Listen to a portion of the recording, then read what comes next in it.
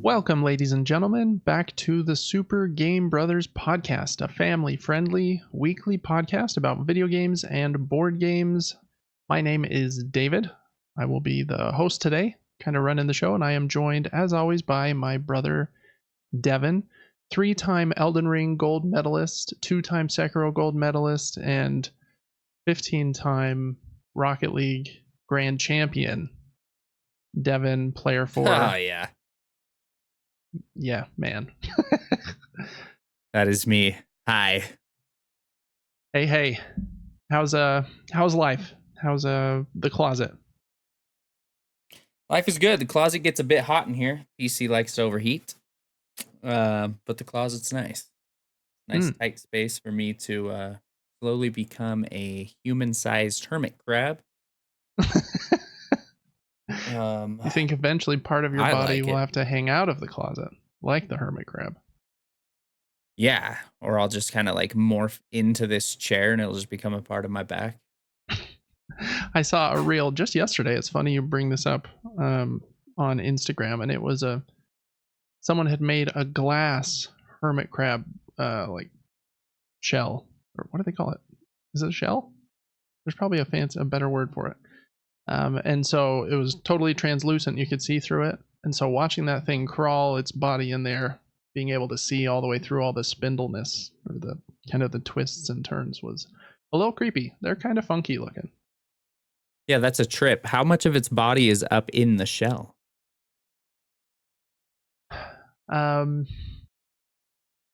Like up in what part do you mean? I don't know. I don't know how deep the crevasse of a shell goes. I don't know if it spins multiple times or what it's doing. It does kind of twist at least a little bit, and its body, like behind its pinchers, just kind of tapers off into kind of like a, I don't even know, worm, shrimp-like thing. So it definitely goes past like the twist and is in there a little ways, so that they can like hold on tight and suck themselves back in and stuff. Yeah, they're kind of gross. We had some of those growing up.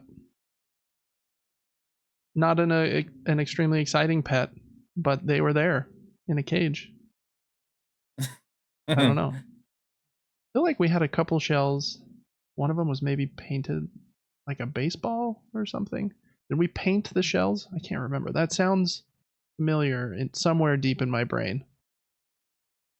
I can't fully remember, but we had a couple of them, and I don't remember anyone getting pinched super badly, but I think somebody did get pinched once or twice. Was that you, Devin? I doubt it was me. I'm like the least brave. I ain't putting my hand in there. Yeah, I thought they were kind of creepy. They were kind of fun to watch, kind of crawl around, but they were very much scared of you, so it's not like you're snuggling with the hermit crab. That thing's yeah. It wants to be left alone. Well, cool. Speaking of little critters, we caught a lizard this weekend, and I think it's the smallest lizard I've ever seen. Like, I'm talking with head to tail is probably let's just say nose to buttocks. I mean, you're talking less than an inch. I mean, that, like, wow. We were like, what do we do with this? We don't want it, and just let it go, because it would have just ended up dying. I usually feel like the small ones are the fastest, but when they get that small, was it like super fast, or was it like the same speed as other kind of similar ones? Like they're very hard to catch. Oh, he's fast. Yeah. Okay. Oh yeah. I'm a little intimidated by him. I'm like, don't turn your head around at 180 and bite my finger. I don't want to grab him. Was it just a blue belly lizard, like the most common ones we see around here? Okay. Fun, yeah. Little critters, they're fun. That's right up my 5-year-old's alley. He is all about the little critters. For his birthday, we took him to the snake petting zoo. People that are very just like comfortable around snakes, you walk in and they just throw one like around your neck, basically. So don't go there unless you're ready for that. But killed a lot of snakes. Had some big crazy lizards and stuff.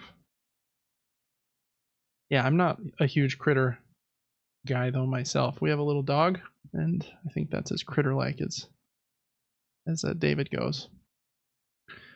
Well, I was cool. thinking the other day, it's like, if I don't find a person in this life, maybe I should get a dog. And I was like, I could perfectly train a dog. Perfectly. I'm talking. He knows what I'm feeling. He knows what I'm expecting. He's not annoying. And then, like I like to do in my life, like take vitamins. It's like hook him up with like omegas, vitamin D3, and whatever else. So he's just like looking amazing all the time. Anyways, random He's thought. gonna live to be 25 instead of like 12. Yeah, he'll outlive me. All because of those omega-3s.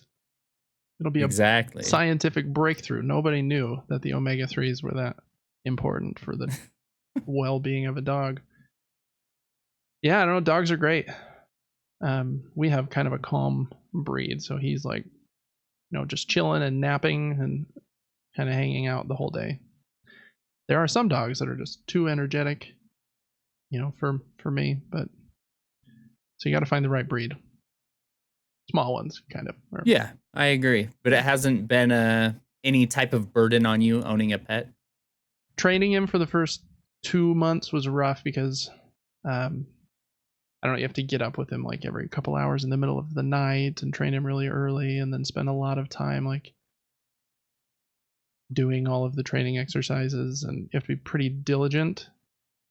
And so that was kind of rough when you're also trying to have a normal life and a job and stuff.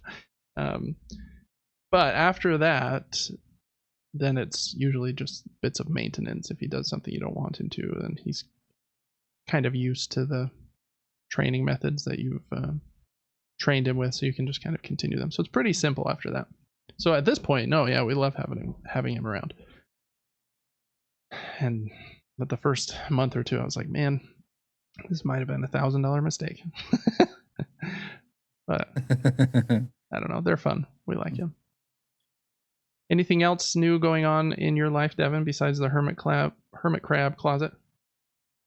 There's a new season of Clash Royale right now. I have been grinding that more than I should instead of sleeping. What happens with the new season? They like reset the rankings and they kind of have a ladder.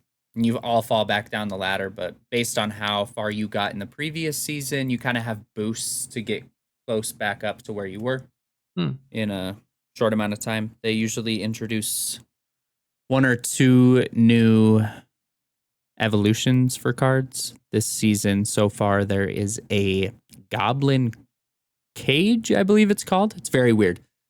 So it already existed, but this is the evolution for it. So every other time you play it, it's the evolution, something like that. Okay. And so it lives in this box for a while as a tower. And then once that health diminishes over time, he comes out of the tower. But now he's in the tower, and anything that walks towards him on the ground, he grabs and pulls in the cage, and your troop disappears and just gets the crap beat out of him like it's like Looney Tunes, like Tasmanian Devil's in there. And he doesn't take damage in the cage. He just beats up your troops and then comes out of the cage after. It seems like it could be pretty overpowered, but kind of fun. They also released another card called the Suspicious Bush. Did we talk about this last week? We did, yeah. It's like just okay, crawls so we don't need to from cover one end that to the one. other. Yeah, that cage one's interesting, especially if you can be smart with where you place it to kind of pull in their best troop.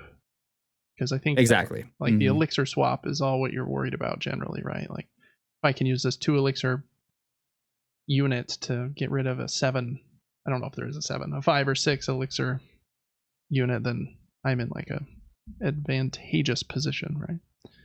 Exactly. Cool. Yeah, so that's been fun. We started a clan on there called Playforce. Oh, cool. There's only family members in there right now, but for anybody listening, I think it's the only clan named Playforce. And so if anybody wants to join, you can send us an application and we'll consider you. Yeah. Application with a check attached. Yeah, with the check. Yeah. Yeah, that's how you get in at those high levels. Because man, you guys are good at that game. I might join, I but I'm spent way too intimidated much time in that game. by it.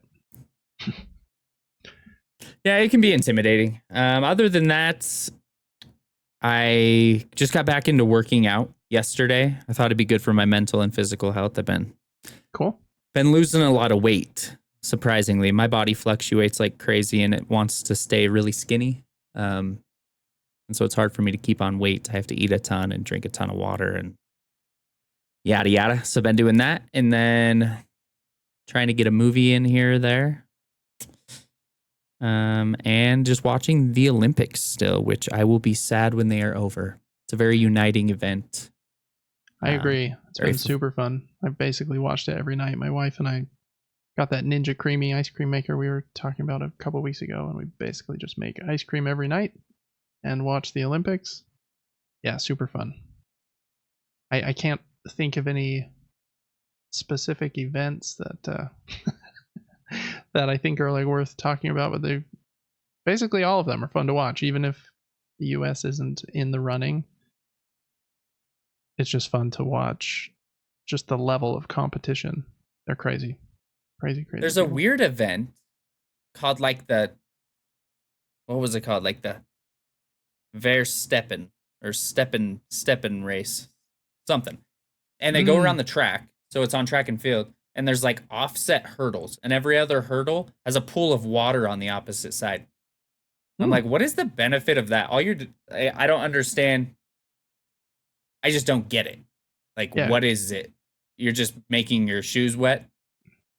Like, trying to explain that. Sprain your ankles? Like, yeah, I don't know. I didn't see that one. I thought you were going to talk about the sprint walking or whatever that's called. That's been a pretty popular clip right now, is that lady who was leading and then started, cheering right before the finish line, and someone passed her right before. I mean, that's the oldest thing in the book. You should know that as a professional athlete. It's like the people when they're going to score a touchdown and they drop the ball at the 1 yard line because they're like trying to show off. And it's like, gotta get past that line with everything you got first, man. Yeah. That does stink. Yeah, there's been quite a few like funny clips. We talked about last week the gymnast with the glasses, right? And I think he at least got like a bronze trophy in the individual pommel horse too. So I think he's kind of been one of the biggest standouts. And Simone Biles and her team are always amazing. Did you see the pole vaulter who was trying to get on like the medal stand and had cleared the bar until his crotch hit the bar and knocked it off? So he was like totally over. Oh, I did see a clip of this. Yes. Oh man, it's pretty funny. I saw one post that said, even though this guy didn't win, he won, and it was just pretty funny. So there was that one too. I'm trying to think what else there's been a lot of fun moments. If you're just even if you're only halfway watching, they're just all over social media, so it's pretty you can find it pretty easily. Yeah, the Olympics, man, super great. I don't even remember when it ends. Is it this weekend?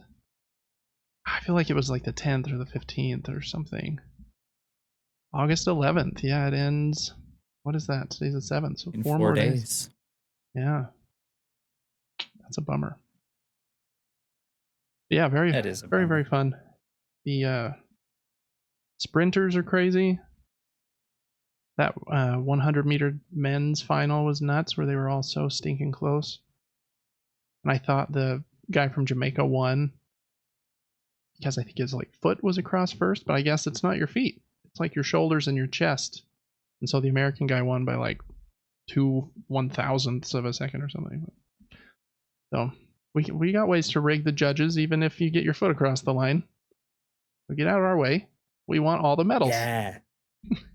Yeah, I kind of like when other countries win because I feel like I do too. Sometimes we have like this big ego, like we're the best at everything. Yeah. For example, they were doing the floor routine in the gymnastics, and the one girl, she was amazing. She beat Simone. Girl. She did, yeah. Yeah. She's like super pretty, super good at what Very she good. did. It was impressive.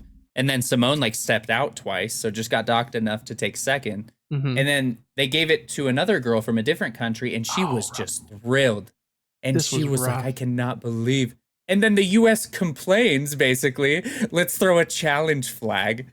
And the judges are like, okay, yeah, sure, yeah. And gave the American girl Yeah, the bronze. And the chick goes off crying. I was like, what are we doing? What are we yeah, doing? I know. That was rough. They should have like some time period where you can submit like the inquiry or challenge or whatever they called it before we like announce all the numbers, and because that was bad. That was like 45 seconds. She's like running around with the flag, her country's flag on her shoulders, like cheering and so happy. And then they bumped Jordan I feel bad Child's for her. score by 1/10 or something, and yeah, I felt really bad too. That was rough. But it does continue the story here. America wants all your medals, even if we make you cry. So take that, I guess. Yes, they do. Fun. Well, we're just gonna hop right in today. We started kind of late. I know Devin's got streaming in the morning, so we've got bed to go to and all kinds of goodies. We're gonna hop right in. I guess a few things of housekeeping. It's August now somehow, so our July giveaway is over. I was a day late in pulling the winner, but I have pulled the winning record from the giveaway. It's a fellow named Ryan from Florida. So Ryan from Florida, if you're listening, you win. I'll email you. Congratulations, Ryan. Make sure from you Florida. Respond to the email so that we can send you that prize. We also have August's giveaway up now too. I've got a few extra games in my office if you can't tell. I've got another copy of Orichalcum that we're going to be giving away this month in August, or again, a $50 gift card to Amazon, Steam, or PlayStation Network, or the Nintendo eShop, or, yeah, I don't know, Epic Game Store, wherever you want $50 to, I guess. So make sure to join that. It's totally free to join. You just have to join our newsletter, and we only send one email a week. So we're not spamming you. It's just like a, hey, this is what we did this week. Here's a one email. That's it. So anyways, there's the giveaway stuff. Make sure to check us out on Patreon at patreon.com/supergamebrothers. It's how we keep the lights on. Really appreciate everyone's support over there to help support our independent endeavor here. Because somehow, I don't know how this is fair, but my computer doesn't pay me for sitting here in front of it, and it's really a bummer. I wish that there was like a slot. Money came out. They're like, you've been working hard, David. Here's $1. But that doesn't happen. So really appreciate your support on Patreon.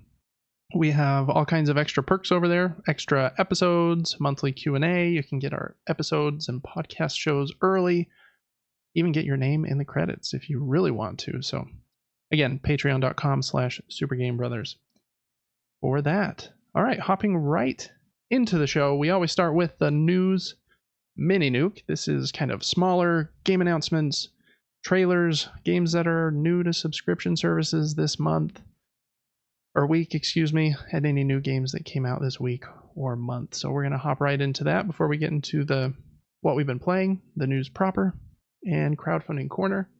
That's a lot of segments, so we're going to hop right in. Okay. So Gen Con, we talked about this a little bit last week, just ended. It was I think it's in Indiana. I don't go to board game conventions, but I do like to read about them, watch some videos. It seems like a fun time. It's very much not my scene to be around that many people and fly to a different state, spend thousands of dollars to get up in a hotel. And you do see some like cool new stuff, but with the internet nowadays, you generally see it, in a week or two afterwards anyways. You could be there and be like the first person to buy like a game that just launched on that day, which is really cool. But again, you had to get there, buy your tickets, you're paying full price. I'm kind of a deal seeker. So I'll wait. I don't mind waiting a little bit. Get the game $20 off in 4 months. So more props to you, dear listener who went to Gen Con. Write in, let me know how it was, because it does look like a good time. Anyways, lots of announcements at Gen Con.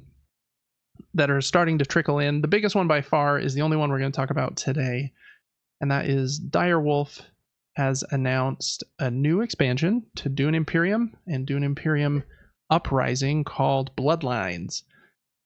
Dune Imperium is a huge, very popular game based on the Dune universe with kind of the artistic flair of the new Warner. Is it Warner Brothers? I think that does those movies, directed by Denis, I think his name is Denis Villeneuve. Dune Imperium, I think, came out in 2020, and in the last 4 years, it has really risen on Board Game Geek. It's the number 6 game of all time, at least on that database, which is the biggest one in the world, so it's pretty well respected. It's a great game. I have it on the shelf behind me. Really, really like it. Just had a digital version come out a couple months ago. It's excellent. Anyways, new expansion called Bloodlines. Got a little blurb here about what is going to be in it. It's coming out next year, and they said they'd have more details as they get closer to launch, but seems pretty cool. Quote here: "The great houses of the Imperium live and die by their lineage. Plots unfold over generations as emperors build dynasties and the Bene Gesserit weave prophecy into reality. As alliances rise and fall, leaders face a single question: How far will you go to secure your bloodline?" Bloodlines expands both Dune Imperium and Uprising with powerful new tools to achieve victory. Recruit I can't read today. Recruit Sardaukar commanders to bolster your fighting force. Unlock the potential of all new tech tiles. New leaders, contracts, and cards open more strategic possibilities than ever before. War sweeps across the universe, and only the strongest bloodlines will survive. And then they list what's going to be in this expansion. So it's 86 new cards, including what they're calling navigation cards, 9 new leaders, 7 Sardaukar commander miniatures, 14 Sardaukar commander skills, the Ixian embassy board. Most of these expansions for Dune Imperium add a little sideboard, and so this one is no exception. 18 tech tiles, 8 contracts, ... and more, exclamation mark. So, anyways, I'm kind of excited about this. There are a lot of expansions to this game. I'm hit or miss with expansions in video games and board games because I feel like they can be really great. I know, Devin, you just recently loved Shadow of the Erdtree, but that almost seems like more of like, it is technically an expansion, but they put like so much thought into it. This is the only expansion we're ever doing. It came out, what was that, 2 years after the base game. And so it's like all encompassing and huge, and everyone loves it. Dune Imperium has, I think this is the 4th expansion, and it's just a lot. Like if I'm going to play Dune Imperium and I want to play with Rise of Ix and Immortality and Bloodlines, I'm adding like 3 different sideboards, which I guess isn't that much. It's more, the thing that bugs me is more like, okay, I got the game for $60. Game's excellent, but now if I want like the full Dune Imperium experience, I've got to plop down like 40 more, then 40 more, then 40 more for, the 3 expansions or whatever. So I don't know. I just wish they would make a new game, but I understand this is like one of their most popular games ever, so they really want to milk it. So a little torn by that, but hopefully it's great. I really do like Dune Imperium a lot, even though I just bagged on expansions for a second. But Devin, have you played this one? I don't feel like I've had you play this game yet. I don't think so, no. Okay. Yeah, this is one we'll probably have to play. It's good. Really good. All right. Now for some video game trailers. There's a new trailer this week. I think this was one of the coolest things shown this week. A new trailer for The Legend of Zelda Echoes of Wisdom. The trailer's called Traversing Hyrule, and it just shows Princess Zelda kind of wandering through the different regions of the game, and it shows like some more of the game mechanisms too. Looks like YouTube hates you all of a sudden, Devin. It does, yeah. Hopefully all the links aren't doing this. Yeah, that's weird. It's fine even if it doesn't. For audio listeners and anybody that's watching a black screen here just to use your imagination. But they show the Gerudo Desert, another area called Kabul Waters, Eldon Volcano, Kakariko Village, and the Farron Wetlands, and then some glimpses of some dungeons and castles. They started by opening with those different segments of the map. Then the new items that they showed were the kind of adventure log menu, so you can keep track of quests and side quests on that menu. That menu looks very much like the Breath of the Wild, Tears of the Kingdom, like a mission log. Like the UI, I feel like looked very similar. There's fast travel waypoints. You can ride a horse, which was kind of cool. I didn't think there was going to be a horse in this kind of top-down style of a Zelda game. You can call that horse from anywhere by, I think you have to use a carrot. I couldn't tell if that was like a consumable resource or something that you can like echo with your staff, but you have to put a carrot down, the horse will spawn. Hooray, you can ride the horse. You can make smoothies with different ingredients, and they give you different special abilities. You can put on different outfits and accessories, again, to help you do different things. And then they ended the trailer with showing kind of the newest gameplay mechanism of the game, and it's called Bind, and the reverse of it is called the Reverse Bond. I don't know why they didn't call it Reverse Bind, but they called it Bind and Reverse Bind. So anyways, Bind lets you kind of bind magically with like this green glow, which again kind of looked like Breath of the Wild when you're like using I don't remember what that relic was called in Breath of the Wild, like the psionic or something, or even the magnet. When you would kind of move things around, it would have that kind of green glowing beam of light. And in the same way, you can tie an object to Zelda, and then wherever she walks, the object will kind of mirror her movements. In the trailer, she uses it to move, and then this big stone that she can't break is moving along with her, and she's able to drop it down a hole, kind of to solve a little puzzle there. And then the reverse of that is you can bind yourself to different objects and animals, and then Zelda will follow their movement. So it showed her doing the reverse bond to like a bird, and I think like an enemy and a couple other objects to kind of like float around and over gaps that she wasn't able to get over. Game looks really cool. Comes out on September 26th. I love Zelda. One of Nintendo's most important franchises for sure, especially with kind of the surge that they've had in sales from Breath of the Wild and Tears of the Kingdom. So it'll be cool to see if this one helps push some Switches here at the end of the Switch's life cycle. But yeah, that trailer's really cool. Make sure to look that one up, and I'll paste it over this segment in the video, Devin. So don't stress about it. Okay, next up was another trailer for a new game. It's called Descenders Next, and this is a sequel to a game called Descenders, which was strictly a mountain biking game about going down. I think it's just downhill mountain biking. But that game was pretty well received. I think it came to Game Pass first and then came to PlayStation later. And I think kind of the point of that game was, I think the mountains are like procedurally generated, so the runs are different from run to run. And yeah, you're just trying to get a good time going down these mountains, and there's daily challenges and stuff. So this is their new game coming to PC and Xbox in 2025, and it will be ported to PlayStation 5 and PlayStation 4 sometime afterwards. So it seems like it's going to be a later to PlayStation, but it will be on PC and Xbox. Looks pretty cool. The two sports that they show, I think, in this trailer are snowboarding, and I don't know what that device is called where there's no snow.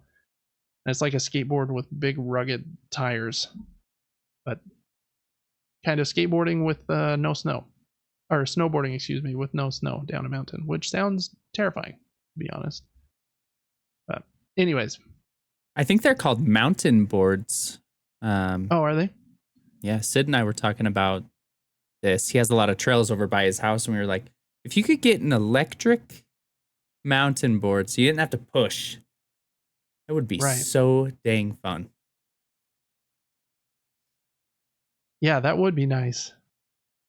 Still scary, I feel like. The nice thing about snowboarding, especially if there's like at least a little bit of fresh snow, is when you crash, you got a little buffer there with the snow.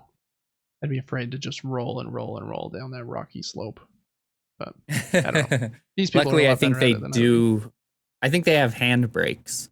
I think you're holding a brake Yeah, I'm sure they from do. a cable. Mm, that makes sense. Maybe they even put on those like new kind of airbag suits that some people wear on motorcycles, where like in their helmet and in their jacket, if it like detects that they're off center or about to hit the ground, it will inflate a little crash pillow. I don't know, airbag. That's what I would want. Anyways, if you like Descenders, that game looks like it could be cool. Next up is a trailer that, well, it's actually 15 minutes of gameplay for a game called The First Berserker Kazan. It's coming out next year, and I think it's having a full like reveal or like expose at Gamescom, but they wanted to show this trailer here beforehand. These really don't like you today, Devin. This is definitely a Devin game. Yeah, it looks pretty cool. It's incredibly violent, so maybe we're lucky that it paused here for a second. Let me just read the synopsis they have here. Quote, The First Berserker Kazan is a hardcore action RPG based on DNF, which stands for Dungeon and Fighter universe, that will be available on PC, Steam, PlayStation 5, and Xbox Series X and S. As Kazan, the great general of the Pelos Empire who overcame death, players will unveil the incidents that led to his downfall and seek vengeance on his enemies. Anyways, it looks like it's kind of, got Souls-like combat, maybe mixed with God of War like heaviness in your character, maybe, and kind of combo-based action. At the beginning of this gameplay trailer, they fight like the same enemy like 4 or 5 times, but then it does show like this giant bear, and then this big kind of stone golem, then a big snow golem. So should be some cool character fights in there. If you're familiar with this DNF, Dungeon and Fighter universe, then maybe you'd be more intrigued by that. I think that universe generally has had like 2D fighting games, so I don't know if this is the first branching out in that universe, but we'll see. So that's The First Berserker. Look out for more on it at Gamescom. All right, kind of throwing it back old school. Sunsoft was a video game publisher a long time ago. I don't even know if they're still around anymore, if they morphed into something else, but I think they made like a Batman game for the NES, and even before that they released these 3 games that are in this collection here. It's called the Sunsoft is Back! Retro Game Selection, and it's 3 games from the 80s that until now had never been translated into English, so this is the first time they are. And the collection's out on September 6th. Okay, so the 3 games that are in this collection are games I'd never heard of, obviously, since we already said they had never been translated to English. The first one is Firework Thrower Kantaro's 53 Stations of the Tokaido from 1986. As a fireworks maker, Kantaro prevents evil merchants from turning his creations into weapons. Okay, also from 1986 is the next game. It's called The Wing of Medulla.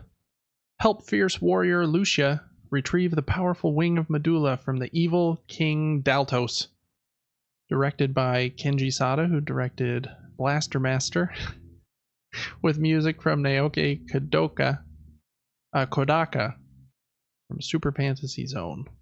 Okay, and the third game in this collection is called Ripple Island. It came out in 1988, and it says, play as Kyle, a young boy dreaming of a better life who answers King Dotella's call for help against the nefarious Emperor Groker. Directed by Atsushi Sakai, with music from Naoki Kodaka. So, anyways, I don't know much about those games. They look like they were maybe in the arcade or something. I like how they look, like the retro old-fashioned vibes, but I don't know. They don't look like they're going to be especially like thrilling or amazing. But if you're a video game historian, this is probably interesting because they were games that, at least in English, you could never play before. So, anyways, that is Sunsoft is Back. Retro game selection out on September 6th. All right. Next up, new trailer for Zombies mode in Black Ops 6.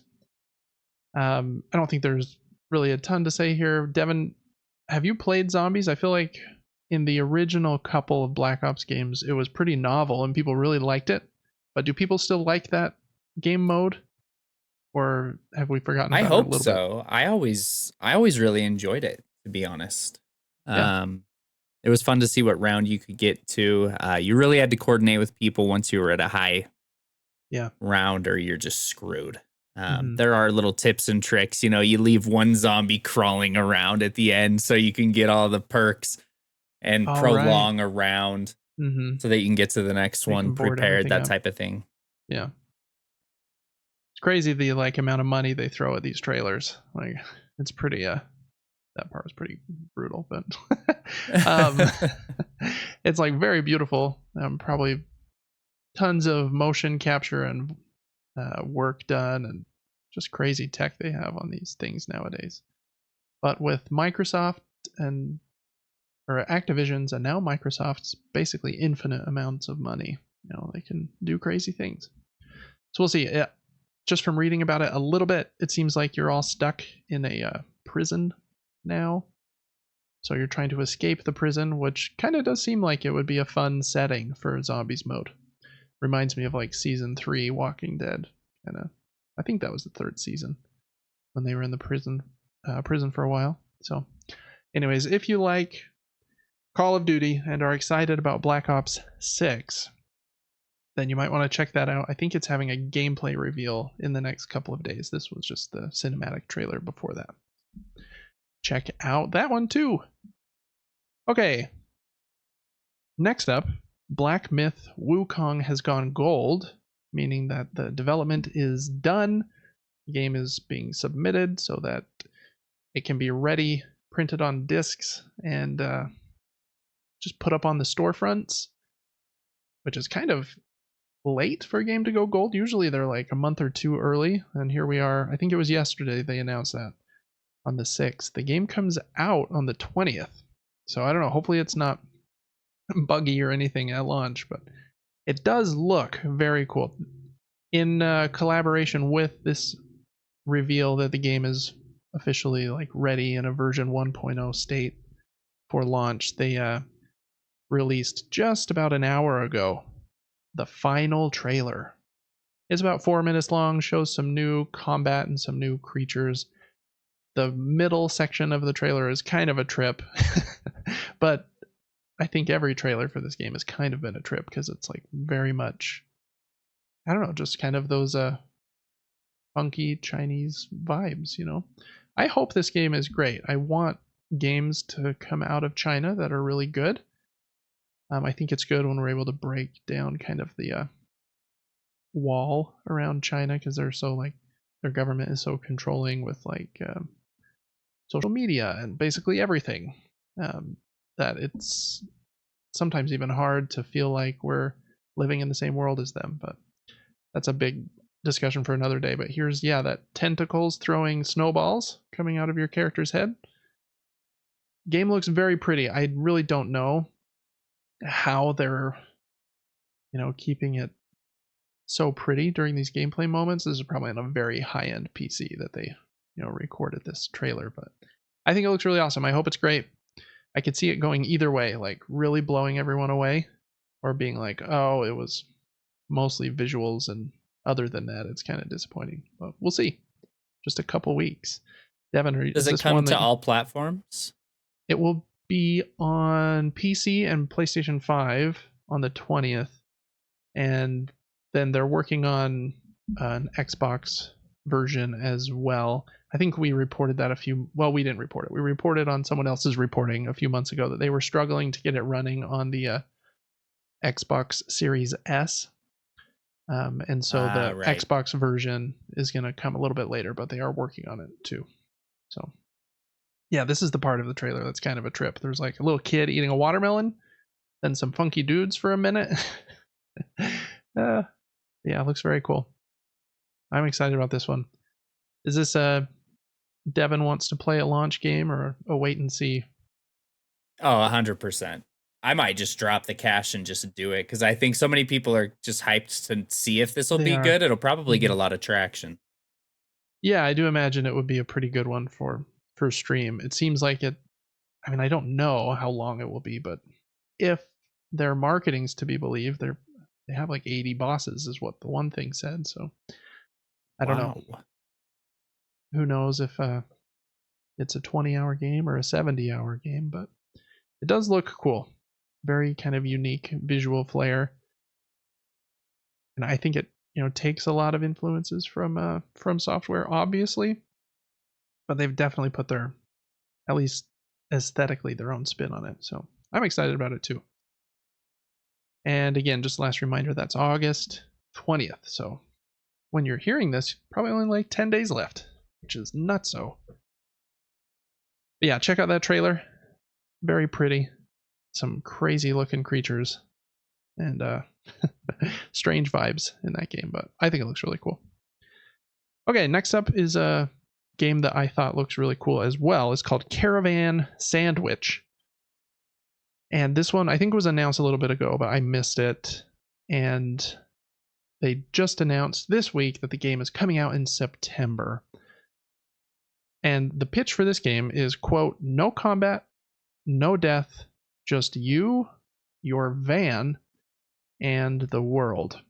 So I don't know a ton more about it, like how big the game is or anything, but it seems like you'll be kind of driving around, exploring, meeting new friends and funny little creatures and robots. I really like how it looks visually. This is a step up visually from Dungeons of Hinterberg. Similar, but much more clear and It does natural look crisp. lighting. And Yeah. yes. Mm-hmm. Yeah, I agree. I think it looks really cool. It comes to Switch, PlayStation, and PC in September. They haven't announced what day in September, but September release date for that one. So hopefully it'll be good. I'm excited about that one. Quick update on the Quiet Place game that we've talked about a few times recently. It has an official date now, October 17th, to PC and PlayStation 5, and it will cost $29.99. This is one I'm even more worried about than Black Myth Wukong, which I think will, even if it's not super excellent, I think will be like good to great. I think this one could either be like surprising and really good or terrible. And maybe I should be more or less judgmental. But just based on that like 10-minute gameplay snippet they released a couple weeks ago, like, man, this looks a little drab. If this is the best 10 minutes they could show in like a gameplay trailer, because you want to show like your best stuff, right? Then like it didn't look that amazing. So we'll see. I hope it's cool because I really like And I that wonder world. if it's small. Why is it only $30? Yeah, that's a good point too. I think this team is kind of a smaller team that's made kind of indie horror style games. So this would, even in that $30 price point, I think be a bit of a step up in like a price and scope from their other games. Right. So Okay. yeah, I don't know. If it's like 10, 15 hours, like I think that would be great. But so I don't really mind the price point just kind of based on the developer's history. But I hope the quality isn't bad. We'll see. I don't know. So October 17th, good time to hit, right around Halloween. But it needs to Bring the goods. It's already Halloween in my book. It's always Halloween. 4th of July ends and it's haunted time for me. Up until Christmas Eve, right? And then Yes.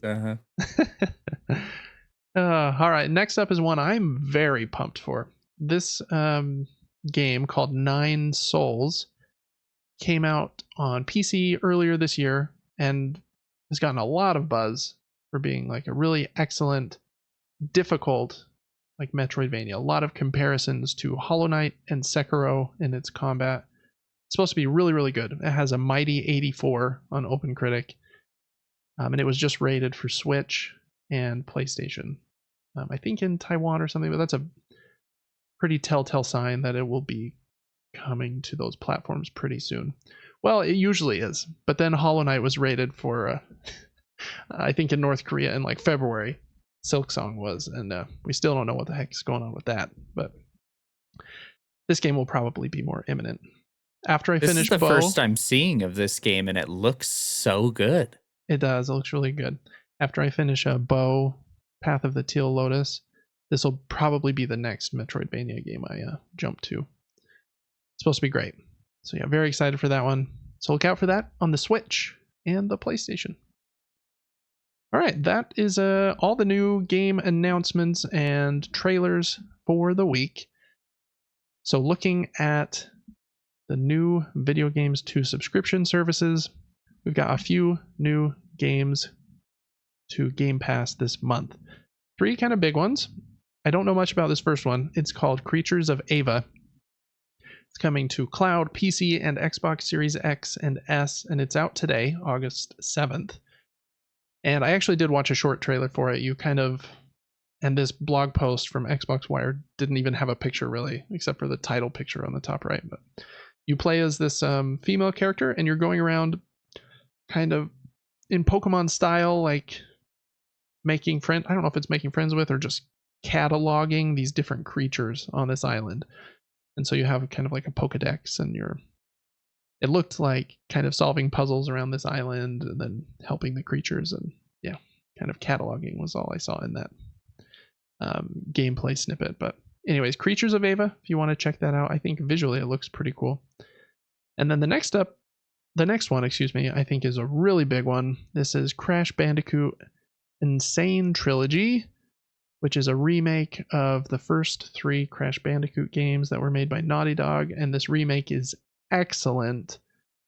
These games are very difficult, so if you haven't played Crash, get ready for that, because they kind of retained all of the gameplay elements and just made them super pretty. Yeah, if you haven't played these 3 Crash Bandicoot games, they are super, super great. Owned by Activision, Crash Bandicoot is, so this makes sense for these games to start dropping on Game Pass now that Microsoft owns them. I would imagine the Spyro trilogy, if it hasn't already come, will be close behind, and some more of their games. But that's a winner. Definitely check those out. And then Just the third seeing one, Neo Cortex and what's the guy next to him's name? Do you know? Engine, I think. Engine. I name? mean, Yeah. deja vu and just weird childhood feelings. Yeah. I totally. love those 2 characters. Super cool. Mm-hmm. Yeah, that game is really special to me. The third one, well, I guess going back real quick, Crash Bandicoot is available on cloud, console, and PC on the 8th. So that's tomorrow from when we're recording, but it's already available when you're hearing this. And the third game is Mafia Definitive Edition. And this is, I think, supposed to be kind of like a Grand Theft Auto style game from a different company based on a character in the Mafia. It's available on the 13th, again on cloud, console, and PC. I don't know a lot about that game, but I think it is pretty well liked. In fact, I think there was even like a Mafia 2 and maybe a Mafia 3. I can't remember. But this was I think a remake of the first one. So those are the only 3 games they've announced, though, for the first half here of August. They did make another note here right at the bottom, in case you missed it. Call of Duty Modern Warfare 3, which we added to Game Pass 3 weeks ago or something. It's available now. So I think when they put that game on there to make a big splash, they kind of gave it a lot of breathing room. Like, we're not going to put anything else on there for a little bit. And then even here in August, the first half of the month is just here's 3 other games, again giving Call of Duty some space. But we'll see. It does say Wave 1 in this update, so I imagine that they will have a Wave 2 probably next week or something. Okay. On the Epic Game Store, they have 2.5 free games this week. First one is a brand new game. I was kind of surprised. This game is from Konami. It's called, I don't know how to pronounce this, Signy All Guns Blazing. It's a shmup or a shoot 'em up game where you kind of controlling a spaceship and you're kind of, shooting other ships in bullet hell fashion. You're trying to dodge as many of these crazy bullets, fast speeds, think Resogun, but instead of being on a cylinder shape like Resogun is, you're on like flat shapes. Looks like some are vertical, some are horizontal, kind of in that classic shmup style. I think it looks pretty good. It didn't review like amazing, but there might be more reviews to come in because the game just came out, I think, a day or 2 ago, and then it's going to be free tomorrow on the Epic Game Store. So kind of cool that they've got a pretty recent new game on there. So make sure to add that one to your Epic Store library.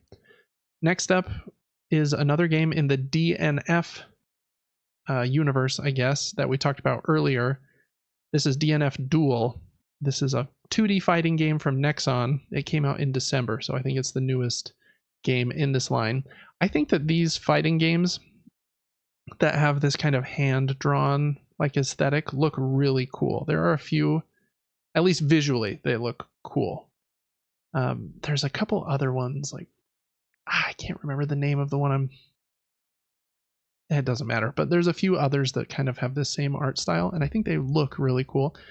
Fighting games are just not really a genre for me. I don't think it takes a level of dedication that, I don't know.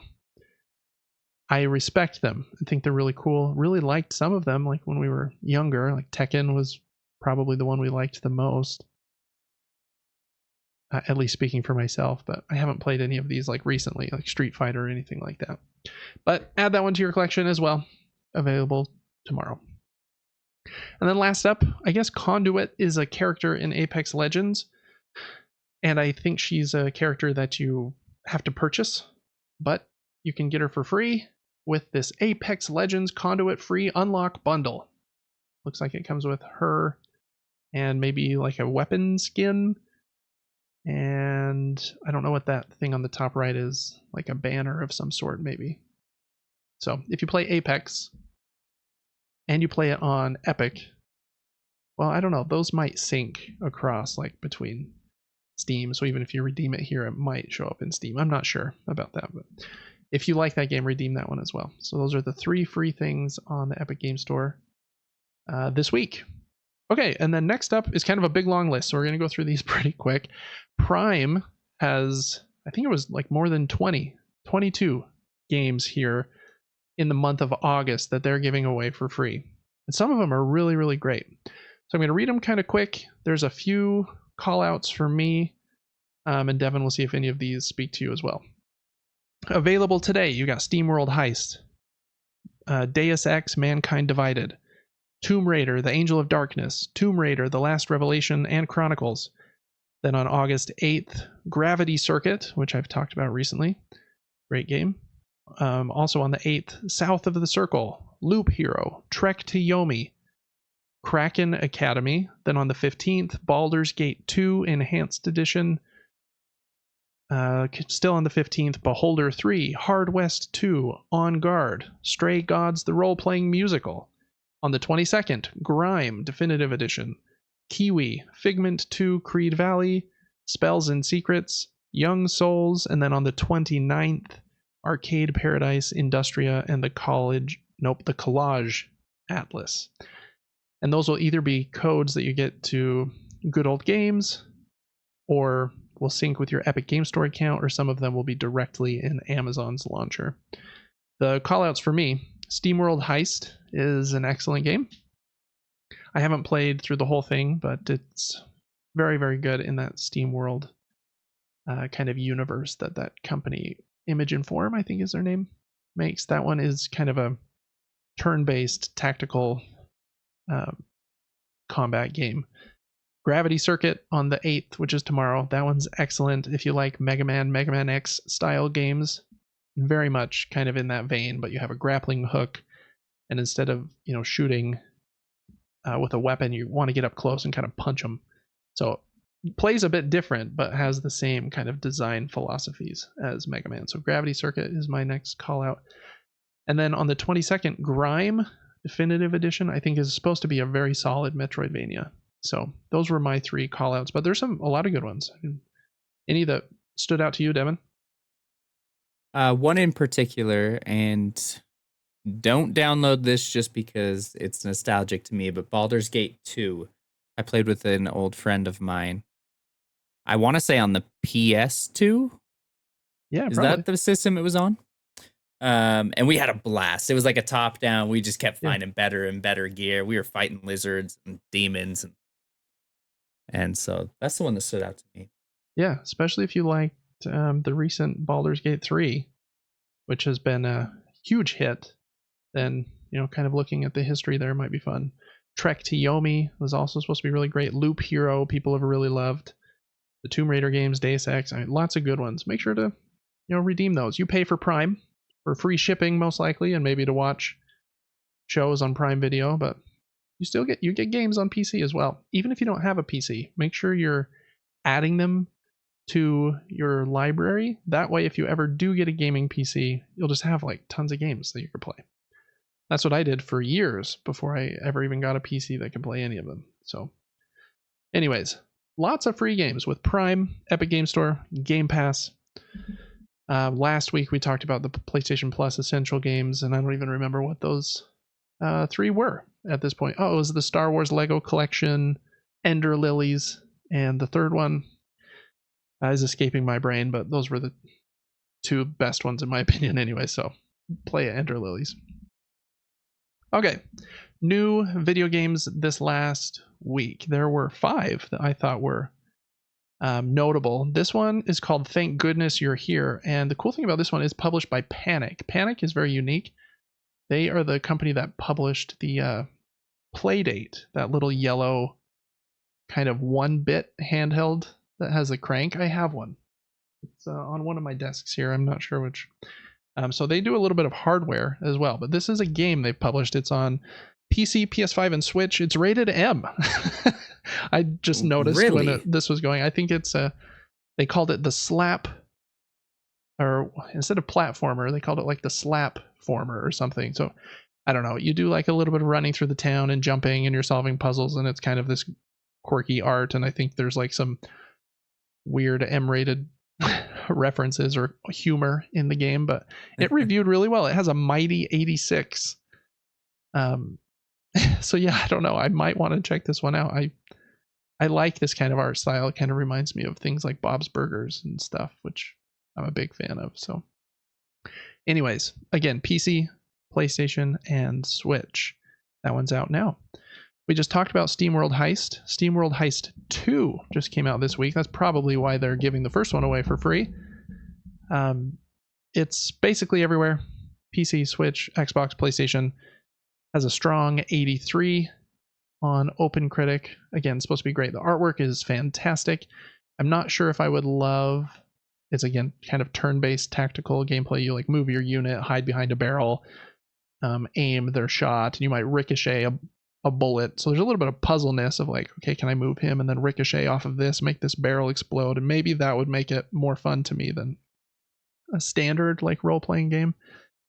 But I think the part I would really love the most is just kind of the being in that colorful Steam World Heist world. Anyways, that's SteamWorld Heist 2. Next up is a sequel to a game that came out forever ago, I think on the Wii, called World of Goo. This was kind of a random announcement, I thought, but World of Goo 2 just came out this last week. I think it's only on Switch.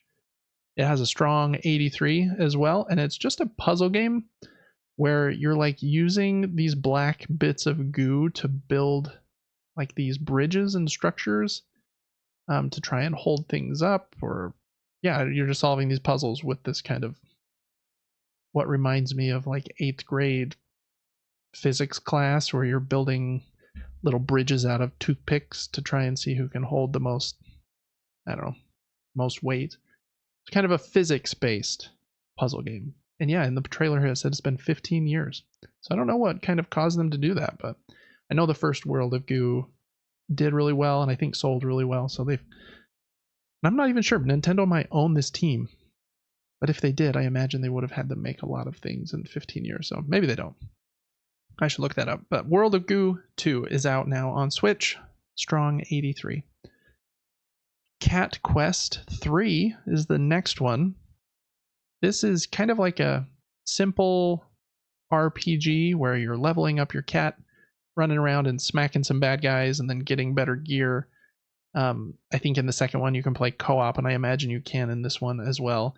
And you do most of your fighting just while you're running around on the overworld map, which is kind of nice and makes it like very easy to even play with kids.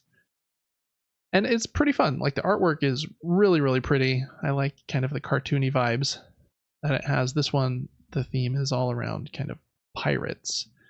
And so you also have your own pirate ship and you sail on the water as well. This one has a strong 80 and came out this week. So if you're looking for a game to play with your kids or liked the first couple, Cat Quest 3 is out now. And then the last one is the game we already talked about that the Epic Game Store is giving away for free. This is Signy All Guns Blazing. It's on PS5, Xbox, and PC, and it has a fair 72 on OpenCritic. I really like fast-paced, like twin stick shooters like this. So I imagine I'll like it more than that score kind of implies. And since it's going to be free on the Epic Game Store, I'm definitely going to check it out on my Rogue Ally, but we'll see. Hopefully it's great. Very interesting to see like Konami publishing this game. And then they're like publishing that new Silent Hill game through a different partner. They're like slowly starting to get back into making games, which is exciting. I hope they make like, okay, let's go all in. Let's make like a really great new Castlevania game, and let's make, I don't know, what else do they have? They have some fun. I mean, Silent Hill and Castlevania are kind of their big ones. They have Metal Gear as well, but now that Kojima isn't with them anymore, I don't think they'll make any more Metal Gear. That's kind of a tangent. Check out Signy All Guns Blazing if you like twin stick shooters. Okay, those were the video games that came out this week. In new board games this month, there are definitely some. We're going to hold that segment till next week, though, just because of all of the Gen Con like news delay, things not getting out where they should be. So I just want to make sure I have the kind of an accurate list. So we'll do that next week. So all right, we're all the way to what we've been playing. So let's start with video games like usual here, Devin. We can go in whatever order you want. I guess you don't have all the tabs open this time. We're doing them one at a time. So maybe you start us off. You can tell us a bit about beautiful these big franchises you've been playing. So the first one I've been playing, as you can see me on the screen, is I believe it's called Star Wars Jedi Survival. I think that's Survivor, correct. But you were right on everything else. Survivor. I was hesitant about this game at first. I was like, I don't know that it's going to be that great. But I have had a ton of fun playing this. As you can see, this map system is fantastic. It gives you a lot of hints of where maybe extra things are you could go and explore. I've really enjoyed the game because it does reward you for what I call searching corners. I like to just stay on the edges, look for anything hidden, look off of cliffs, see if there's a ledge I could jump onto, a gap I can squeeze through, a box I can break, that type of thing. And this game actually comes through in that sense. There's a lot of hidden items, hidden cosmetics. A lot of them are just cosmetics, actually. Some of them are going to give you extra lives, extra heals, that type of thing. A lot of customization with your saber, colors, design. You have a companion robot, which is cool. You can change his color, his design, all sorts of things. The more you explore, the more options you have for customization. What else in the game? There's a bunch of different stances, they call it. You can dual wield lightsabers. You can Darth Maul sabers. I am currently using one where I have a Han Solo blaster. It's very, very fun. So I have a gun in one hand, a saber in the other. You've got a I use that Kylo one a Ren lot. type. Yeah, it's sweet. There's one that is so Kylo Ren. It's got the Mm-hmm. extra saber blades. I don't know what you call them Yeah, off on the like the hilt. sides. Mm-hmm. Yeah, and you swing slower, but you hit harder. It's like two-handed, right? You're like really Yes, swinging heavy. Yeah. exactly. That's a pretty fun class as well. Mm-hmm. Um, this game is amazing. I mean, in so many ways. The movement is fantastic, high frame rates. I know you said maybe there were complaints at launch that it was low, Yeah, definitely. but for the most But it's part, been like a feels year and a really, half really now, good. so it's better. Mm-hmm. It's basically a Souls game. There's locking on to enemies. It's linear in a sense if you're trying to stick to the campaign, but tons of stuff to explore. I made an orange lightsaber because it's the best color. And I don't know. I'm trying to think anything else that's so amazing about this game. The story's fun, really cool cutscenes, safe areas. You can garden if you want. You're finding plants around the world, and we made a garden. A lot of puzzles. Every area has puzzles. A lot of times I think this is a dead end, and it's not a dead end. I can just double jump and grab the ceiling, or I don't know. The game is insane. It was 150 gigabytes. Very big, yeah. I mean, very massive. So there's a lot of content. I think it's gonna suck a lot more hours from my life to even get close to fully completing this. What do you remember about it? Did I touch on everything? Yeah, I think you did mostly. I love this game. I liked the first one, Fallen Order, quite a bit, but it seemed like more. I don't even know how to explain it. Kind of like, hey, I'm popping to this planet, and then I'm popping to this planet, and yeah, I'm fighting a frog, and wow, it's cool to kind of have like Souls-like gameplay in a Star Wars game, but it was a little clunky at times. The story's cool, but um, it was just kind of the opening of the story. Whereas usually the second part of the story, Uncharted 2, Empire Strikes Back, is where the characters better, things start to get more crazy, and like things get ironed out. So I think this game is better in every single way than the first game. Like you said, there's more gameplay variability. You can do different stances. Yeah, I love it. I think this is my very favorite piece of Star Wars content that has come out probably since like I don't even know, the first season of The Mandalorian, because there's been a lot of like middling or crummy Star Wars content for a long time, and this game is amazing. I really love it. The story I think is absolutely excellent. So I would pay more attention to these cutscenes and what's going on between the characters in this game, Devin. There's, without spoiling anything, obviously, but the story goes places I was not expecting. I think Cal is a much more interesting like character in Star Wars because he's not so black and white. Um, I don't know. He's kind of like trying to figure it out by himself. He's the only Jedi like left alive, basically.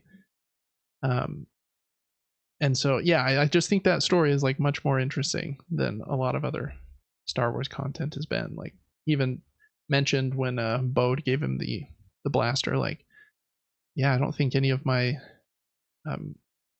what do you say, my trainers or whatever, my mentors would have let me use this, but he's okay with it because he's doing good things. And so it's just like a fun, he's not like a bad guy in any way at all, but it's kind of a fun gray area to be in where, yeah, I don't know. I think this game's excellent. I think Marin rules. Her character's really, really cool. And yeah, I don't know. I think this game is excellent. Excellent, excellent. Yeah, the last I thing I'll don't want note to. is Go ahead. just that you can upgrade your character in such a variety of ways. You can focus on just the force. You can focus on your specific stance that you like using the blaster. You can focus on survivability. just higher health, that type of thing. And eventually, I assume you can just really just max your character if you put a ton of time into the game. A ton of things, extra abilities from different merchants, different perks, permanent perks that you can slot. You have a specific amount of slots in the beginning, which can be added to. We've stuck with XP perks so that we can level up faster. It just seems like the smart best. play early. Yeah. Yeah. Yeah, so many good things to say about this game. And especially playing it back to back with Batman Arkham Asylum. I'm very grateful for modern new game mechanics. I really am. Yeah. Arkham Asylum is fantastic, and that's the game we'll talk about next. But it is hard to go back sometimes, though. If you don't have a bit of nostalgia, like, oh, I remember playing this, and like I don't care that there's a little bit of jank, then it can be hard to like, oh, I've heard so many good things about this game. It's 15 years old. That's okay. Unless it's like 2D and it's 15 years old, then I don't think you're really in like a rough spot at all. But yeah, a 3D game that's 15 years old is can be tricky.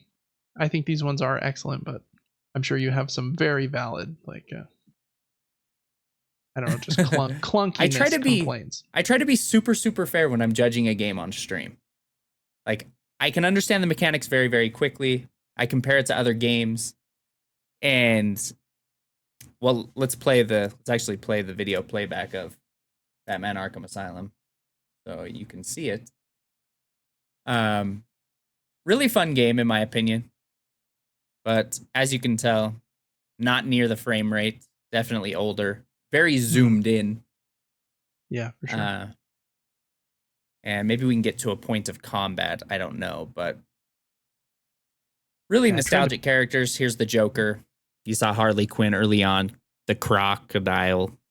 Bane, who I didn't even know was Bane because it looks nothing like Tom Hardy's Bane. That's right. He's way different in this. Did you already fight him? Yeah. We beat that guy. See, I'm in a weird place right now where it's just first person, and this is just the strangest room. I didn't even know what to do, so I just left. But the combat's funny. So basically, it starts like this. You have a square attack and a triangle attack. Triangle is when anyone is punching at you. You're going to block them and kind of elbow them in the back to get them out of the way. It doesn't do much damage, I can tell. Square does more damage. And once you get to like a combo of 3, all of a sudden, Batman goes into kind of like, we'll just call it a rage mode, where all of a sudden he's like, oh, I got this. I got a 3 combo, so now I can hop 20 feet across the screen to the next enemy back and forth really far.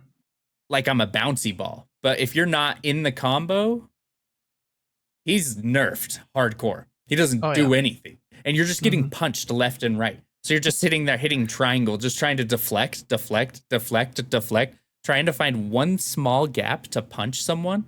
And then you go to punch someone, and then you get punched in the face because there's so many enemies surrounding you. And it was making me a little crazy. I think you're playing this on the hardest difficulty, right? Yes. I think that makes it trickier because I think they remove all of the visual like notices for like the counter timing, because they put like yellow or orange like little symbols above the enemies' heads when they're like about to punch, and so it's way easier to time the counters in like normal mode, for example. And this game was really kind of innovative for that combat style when it came out, and so many games have copied it. You just played Spider-Man, and Spider-Man 2 definitely copied it. But it makes more sense in Spider-Man, right? He's supposed to be hopping like 20 feet around, but watching Bruce Wayne do it does look silly for some reason. Yeah, it's just a little bit janky, but I would prefer to play Batman over Spider-Man. I think the world's cool and dark and fun. The villains are way better. I probably will beat this game and Arkham City and Arkham Knight. Got a lot of people that I think really enjoy these games and are very passionate about them. As you go through the other two, you'll notice, okay, they start to like get a little more modern feeling. Even though this one might be I don't know if it's my favorite, but I really like how much smaller and more condensed it is. It's more like a Metroidvania game where I'm just in this small little area of Arkham Asylum. Can't get through this door or do this section yet until I get this new ability. And then I get it, and then I can. Where the other two are very much like big open world. You know, you've got the whole city of Arkham that you're kind of running around. So it's just a different feel going into the other two. Yeah, I respect that. I will forever probably call Bloodborne my all-time favorite game, although it is 10 times more linear than Elden Ring. But there's something beautiful about a linear game. Oh, for sure. If you make a linear game that has secrets and shortcuts and just enough to search on the sides, and then just make it long with a ton of content, that is, in my opinion, almost a better game than open world. I agree. Open world, go ahead. It can be overwhelming. You feel like you're missing something. I didn't see something all my friends saw when they played because I didn't go to this random spot under this waterfall. Yeah. That, you know what I mean? Yep, I totally do. I agree. I'm generally in camp. More linear is better. And I think it's because if the developer knows, okay, they're going from path A to B to C, they might take like some little mini, little side paths for a minute, but we know they're going from A to B to C. They can make like a more specific decision, like with, okay, we want this story thing to happen here, and then this is going to happen, this scare, like jump scare or something can happen here, and it's going to happen to everybody because we're directing the flow. To do an open world game really well, you have to be excellent. Like your, top tier is like you said, Elden Ring or Zelda. And then there is like some coolness to that of like, ooh, I found something. I don't know if my friends have found it yet. But it's so much trickier to have those like excellent emotional highs and lows, because the order, like you could go right to C and then go to F and then L, instead of doing it in like a linear order. So I totally agree. I think the emotional impact is almost always higher in a game like that. And then even in big open worlds like Zelda, for example, the moments where you're like, oh, that was really cool when I got the Master Sword, it's when they take the open world away from you for a minute and then direct you down some linear path down in like a smaller dungeon or a smaller little cave, because now they know, okay, we've got them in this place, they can't leave, now they're stuck on A to B to C to D, linear pathing again. So I 100% agree. I think that's why this one has a special place in my heart, because it's just tight, and it just kind of, the ending is kind of a little silly and nuts. You'll see when you get there, but yeah, very fun. I'm glad you're liking it, and I can totally see like the complaints though, because I feel like the games back then, they were made to run at 30 frames per second as well, so like they feel slow and sluggish as well. Like you feel like you can't control your character as well as you want to, and so even though this is like the remastered version, it probably just still retains some of that like sluggishness as well. Yeah, I said a lot of negative things about it, but it's been fun, and I'm excited to get back to it. Yeah, cool. Those are two bangers, Devin. I would say certified bangers you're playing.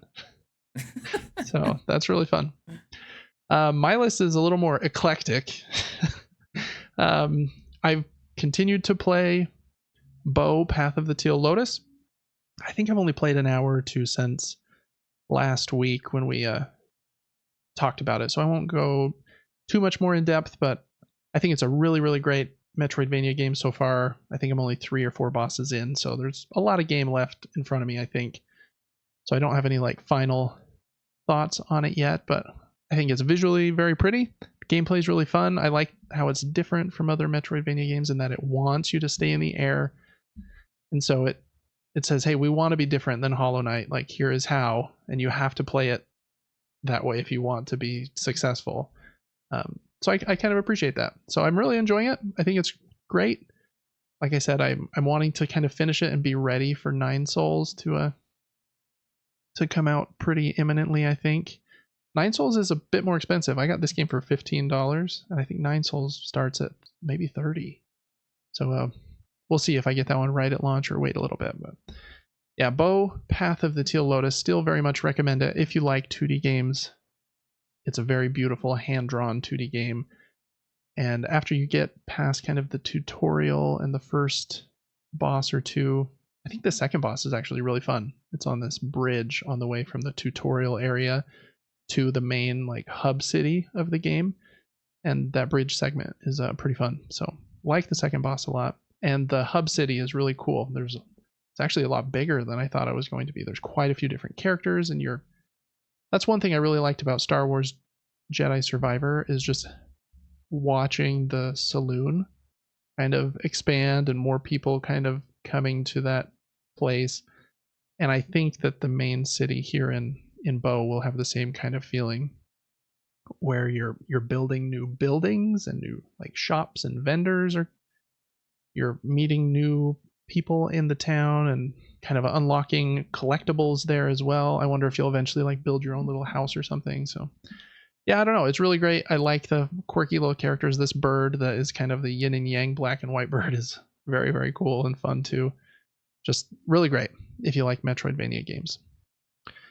The other game I played this week, I have been meaning to try this one, and I decided, hey, I'm just going to do it, and it's going to be our Super Game Brothers Advance episode this week. So it's actually up right now on our Patreon. If you want to check that out, again, it's patreon.com/Super Game Brothers. This game's called Unicorn Overlord, and it's made by a company that's very well loved, a Japanese company called Vanillaware. And they're kind of known for very beautiful artwork in their games. And I don't know, they have some earlier games that have like really great like action combat as well.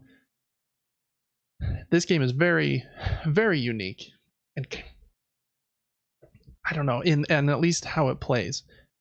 So the game, I don't even know how to fully explain it, but you're playing this prince character. The world's been taken over by this evil villain who's kind of a cool looking dude. He's like big and brooding, has this big helmet, and you're trying to go around to these surrounding areas to kind of recapture them, to get those kingdoms on your side, so that then you can kind of try to take over the central city again, where you used to live as the prince, and your mom, it seems, was killed by this tyrant that took over the world. And you're getting a bunch of new characters in your party. Here I'm looking at me, the main character, Elaine, with the blue hair, and my best friend Lex in the red hair. But how this game plays is you're going to all these different cities. There's a lot of like dialogue, and you're meeting characters. They're joining your party. But the combat is really, really unique. I think it's called a tactical RPG. Before the fights, you are splitting your party into different units. So right now I have 3 different units that each have a leader, and then at least 1, but sometimes 2 other characters in their unit. And then those units can be separated across this battle map. You know, I need you to go here and like take control of this town. That will give us some more like, what do they call them? Kind of these prestige points that let you call in more units and stuff. I need you to go over here and fight these guys. I need you to go over here and so you're kind of managing it from like a tactical like level. Like, I need you to go over here, you do this. And then you're also equipping different weapons and equipment to all of those party members. And then inside each unit, there are 6 different kind of squares, like on a chessboard, black and white little squares. And you get to assign where you want each unit to stand in the formation. And the different units have different perks for being in the front or the back. And yeah, so you're kind of managing like all this pre-fight stuff.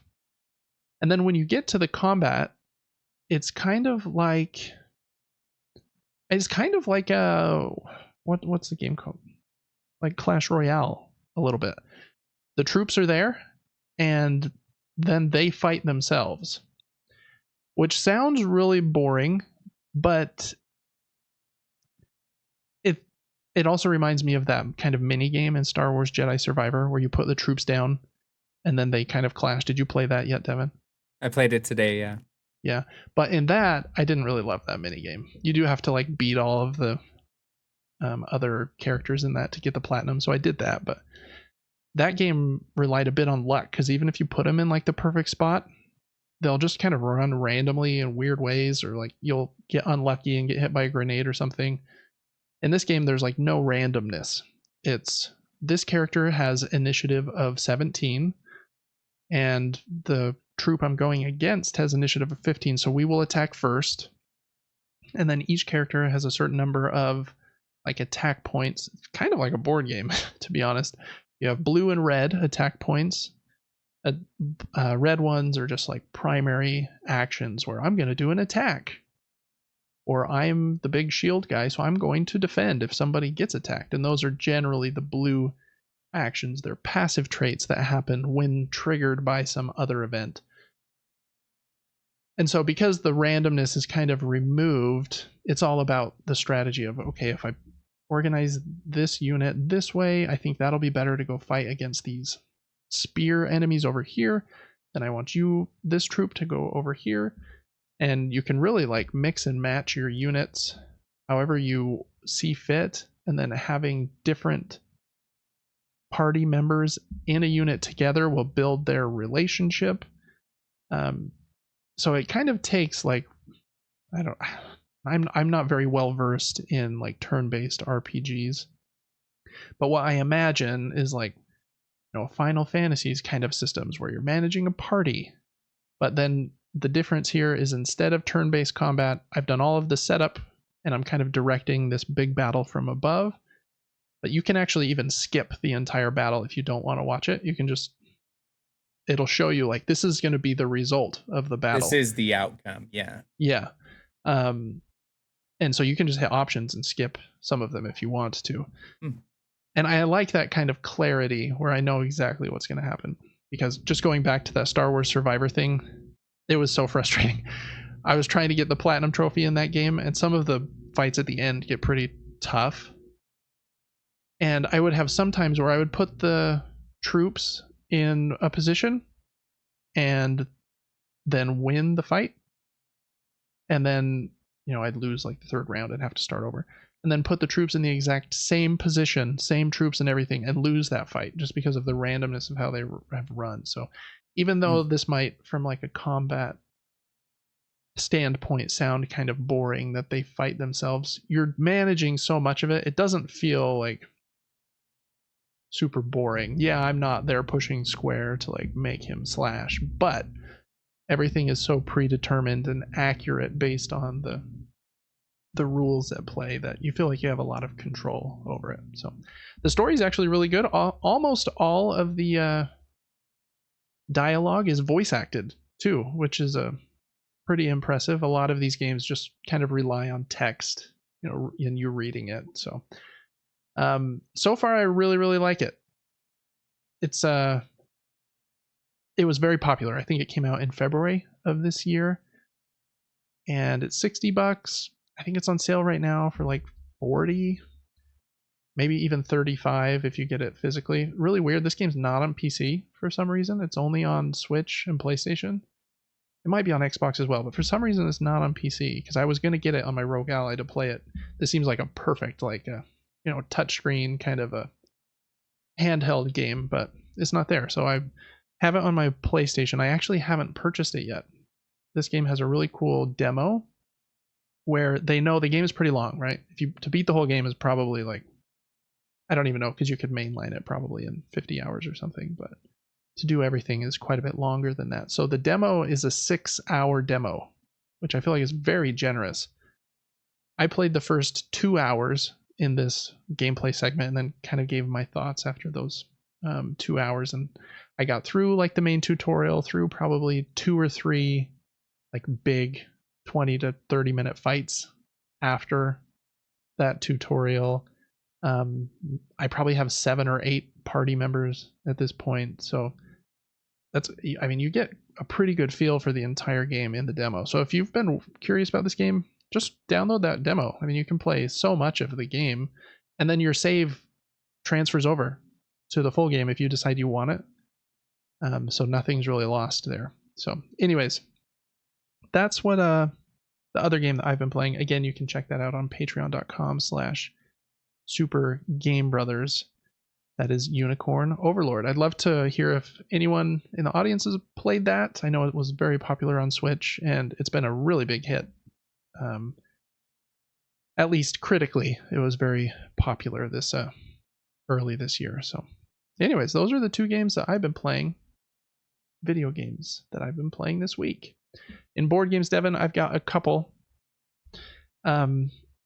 First up, I got a new game this week. I was very pumped about it, and it showed up. I've got an unboxing up on my gaming top-down YouTube channel if you want to see all the pieces. I got the premium deluxe edition, so the pieces are very pretty. It's a very fun game. It's a pretty complex Euro game. The weight here on Board Game Geek says 3.7 out of 5, which is pretty heavy. And it is... Playing the game is fairly simple, to be honest. Being good at the game, I think, is where the complexity comes in. And I like it when a game has that balance where taking my turn is going to be pretty easy. But there's a lot of things to kind of think about. And that's where the complexity comes in. So I like that. This game's called Arborea, which I should have said earlier. Designed by Danny Garcia, published by Alley Cat Games. And in this game, you're trying to rebuild a forest that's been destroyed. Very colorful artwork. There's so much color on the board that it's even like, it looks very colorful on that picture we're looking at right now. It's a little less colorful in person. But there's a lot on the board. How it works is you have your own little board and villagers that you are sending out on pilgrimages. I feel like I said that word wrong. Pilgrimages. That sounds so weird. I've never used that word before. Yeah. To get resources and meet with these sage characters to rebuild the forest so that you can invite creatures to your forest. You're building the forest in front of you on these cards. I think one of the first images Devin might have shown the cards. But you're building these forests. Yeah, those cards there. You're playing new cards out kind of to build different regions of your forest that might be trees or mushrooms or kind of grasslands. And the different creatures that you can invite to your forest will score points based on, wanting to be adjacent to specific types or be in a straight line from other types of creatures. So that's kind of the end goal, because you get a lot of your points from that at the end of the game based on your forest. But how it works, on your turn, you take one of your villagers that you have on the bottom of your board and you place them on one of these 4 pilgrimage tracks right here in the middle. You can see kind of those 4 kind of, I think there's 8 squares on those tracks. And you place them on one of the tracks. And then through some other actions, that track can move forward. We, instead of calling them pilgrimages, we just kept calling it like the train or the bus, because they just kind of slide forward. And the cool thing here is every time that track moves forward, and Devin, if you scroll a couple more pictures, I'll tell you when I see one that is of that track. Every time that track moves forward, that's it right there. Even on someone else's turn, you get to decide, okay, it's moved. Do I want to stay on or jump off? And so you're invested on everyone else's turns, which I think is really cool, because sometimes I'm like bored until it's my turn again. But since those paths are moving on everyone's turns, you're always like paying attention. Okay, where do I think Devin is going to go next turn? Because then that pilgrimage path is going to move forward.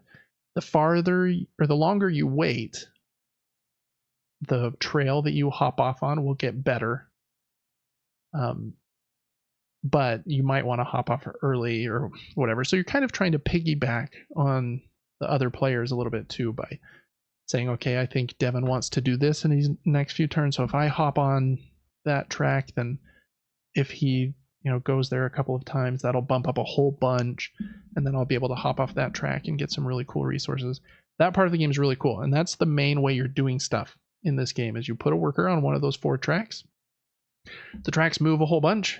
Anytime they move, even on other players' turns, you get to decide, am I going to stay on the the train, stay on the pilgrimage track, or am I going to hop off? Very cool. The other cool thing about this game, and I'll tell you, Devin, when I see a picture of this, right there, stop actually. On the bottom left of the board is the resource track. In most games, you have resources, right? You're spending metal or brick or whatever to buy stuff to get points or whatever you're trying to do. In this game, you don't have any of those individually. All of the resources are shared between the players. So when you get resources on your turn, and there's 6 different resources, basically 5, and then water is wild.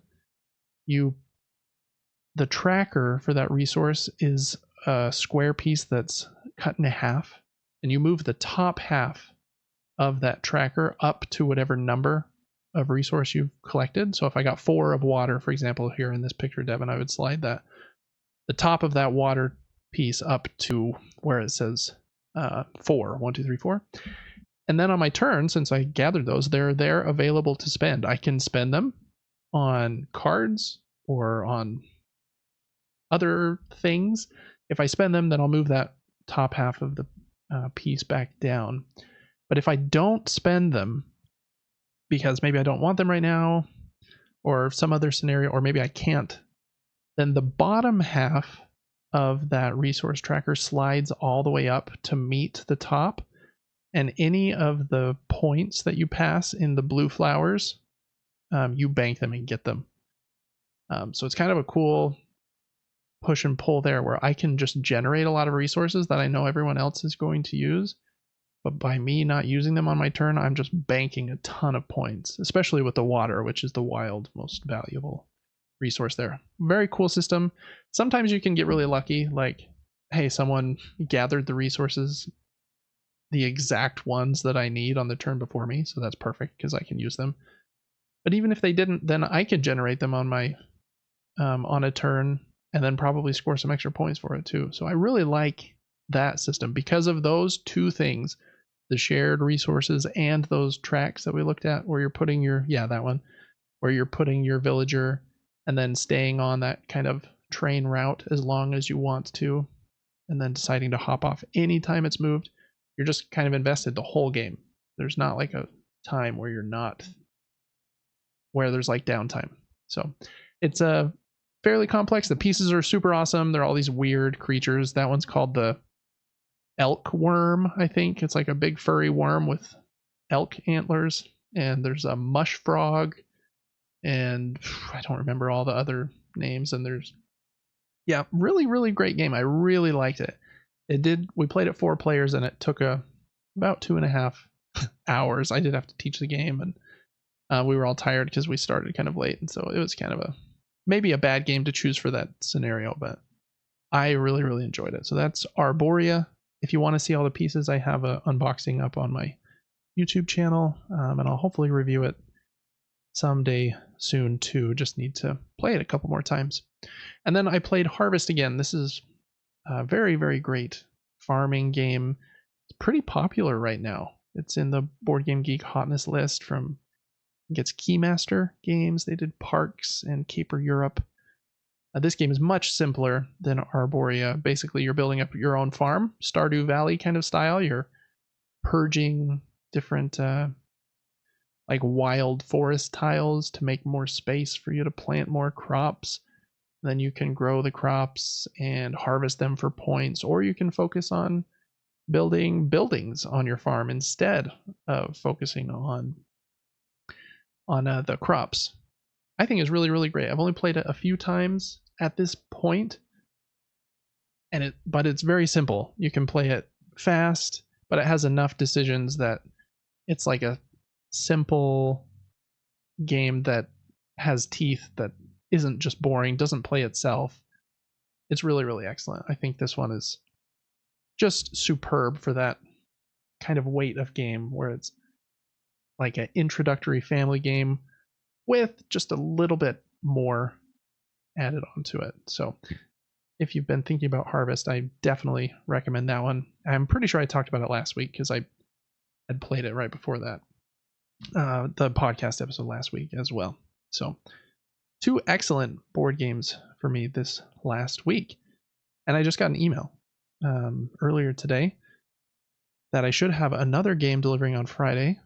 This is the one we were kind of making fun of well, we weren't making fun of the name. I didn't know how to pronounce it a few months ago when it was in crowdfunding corner. It's a Dabawala. And that one should be here on Friday. So that'll be fun to unbox and hopefully get played before next episode. We'll see. I'm a little confused. It says on the tracking that it's going to be here on Friday, but it also says it's in Germany right now. And I'm like, I don't think both of those things can be true. So I don't know. Maybe it won't be here for a couple weeks, but we'll see. All right, Devin, that is it for the games we played. So let's hop into the news. There's just some video game news this week, and then we'll hop into board game crowdfunding corner. Since, again, there's not a lot of board game news until everyone gets back from Gen Con, and there's more kind of stuff going on. Kind of a bummer here to start video game news. A few years ago, in 2020, a game studio called Ready at Dawn was purchased by Meta, or Facebook. Ready at Dawn has been making video games for a long time, and since being purchased, they made basically VR games. Lone Echo and Lone Echo 2, I think, are the VR games they've made, and I think that they were very well loved. And after the first one came out, I think that's when Meta purchased them, because they wanted them to make great games for their MetaQuest. Meta is closing Ready at Dawn down, which is a bummer. Before they were purchased by Meta, they worked almost exclusively with PlayStation. In fact, looking at this list, I think it was exclusively with PlayStation. They made Daxter, God of War Chains of Olympus, God of War Ghost of Sparta, all for the PlayStation Portable. And then they made The Order 1886 in 2016 for the PlayStation 4, which I know was very pretty, had some cool tech in it, but I think a lot of people complained that it was shorter than they wanted it to be. And I think a lot of people hoped that they would make The Order 1887 and kind of flesh it out more, just like we were talking about Star Wars Fallen Order and how much better it got to Survivor, in my opinion. So kind of a bummer there that studio's been shut down after being in the gaming industry for such a long time. So hearts go out to them, everyone affected. I hope you find a new job that you love quickly. It is a bummer with all the layoffs and closures that are going on right now as the economy is kind of in a weird place. The other big bit of news that happened last week, I think right after we recorded, maybe the next morning, Xbox has delayed Avowed, which is one of their big games that was supposed to come out this fall. They have a ton of games coming out this fall, though, so it's probably good. This is what they said. They said, quote, "So many games coming. As such, we're moving Avowed to February 18th, 2025 to give players' backlogs some breathing room." And they kind of showed it with this image here of all of the games that they have coming out this fall. Some of them are not just to Xbox, they're like to PC as well. But let's just go through them really quick. I think kind of the important ones here are Call of Duty on October 25th. You know, they own Activision now, so that's a Xbox game. Microsoft Flight Simulator is on November 19th. The Indiana Jones and the Great Circle game is supposed to be sometime this fall as well. So is the big Starfield expansion, Shattered Space. So that's already quite a bit of busyness in the next few months. And then a game called Towerborn and Avowed was also supposed to be in that window too. So it was probably too many big hitters to have in that window. So probably good. Avowed is being made by Obsidian. They're a really good team, makes RPGs. They made Fallout New Vegas and Outer Worlds, I think, was the last game, RPG at least, that they made. So people are very excited about Avowed. But you'll have to wait a little longer now. But it's probably good. There's too many games anyways. So next up, we're going to really quickly go through a showcase that THQ Nordic had. They showed, 7 or 8 different games. This first one I think looks so funky. It's called The Eternal Life of Goldman. It's coming to PC, Switch, Xbox, and PlayStation. And the quote they have here is, "The Eternal Life of Goldman is a vibrant yet dark platformer adventure that weaves together legends, fairy tales, and myths. Explore a vast, hand-drawn, archipelago inspired by ancient fables and depicted in classic frame-by-frame animation and defeat a mysterious deity. Artwork looks amazing. Very It much looks looks so like good. Cuphead. Yeah, I think the artwork is definitely inspired by Cuphead, at least just in how like like they mentioned here, the frame by frame animation, because it definitely has a different art style. Like they said, darker, kind of more fantastical as opposed to like the cartoony style of Cuphead. But I think it looks really cool.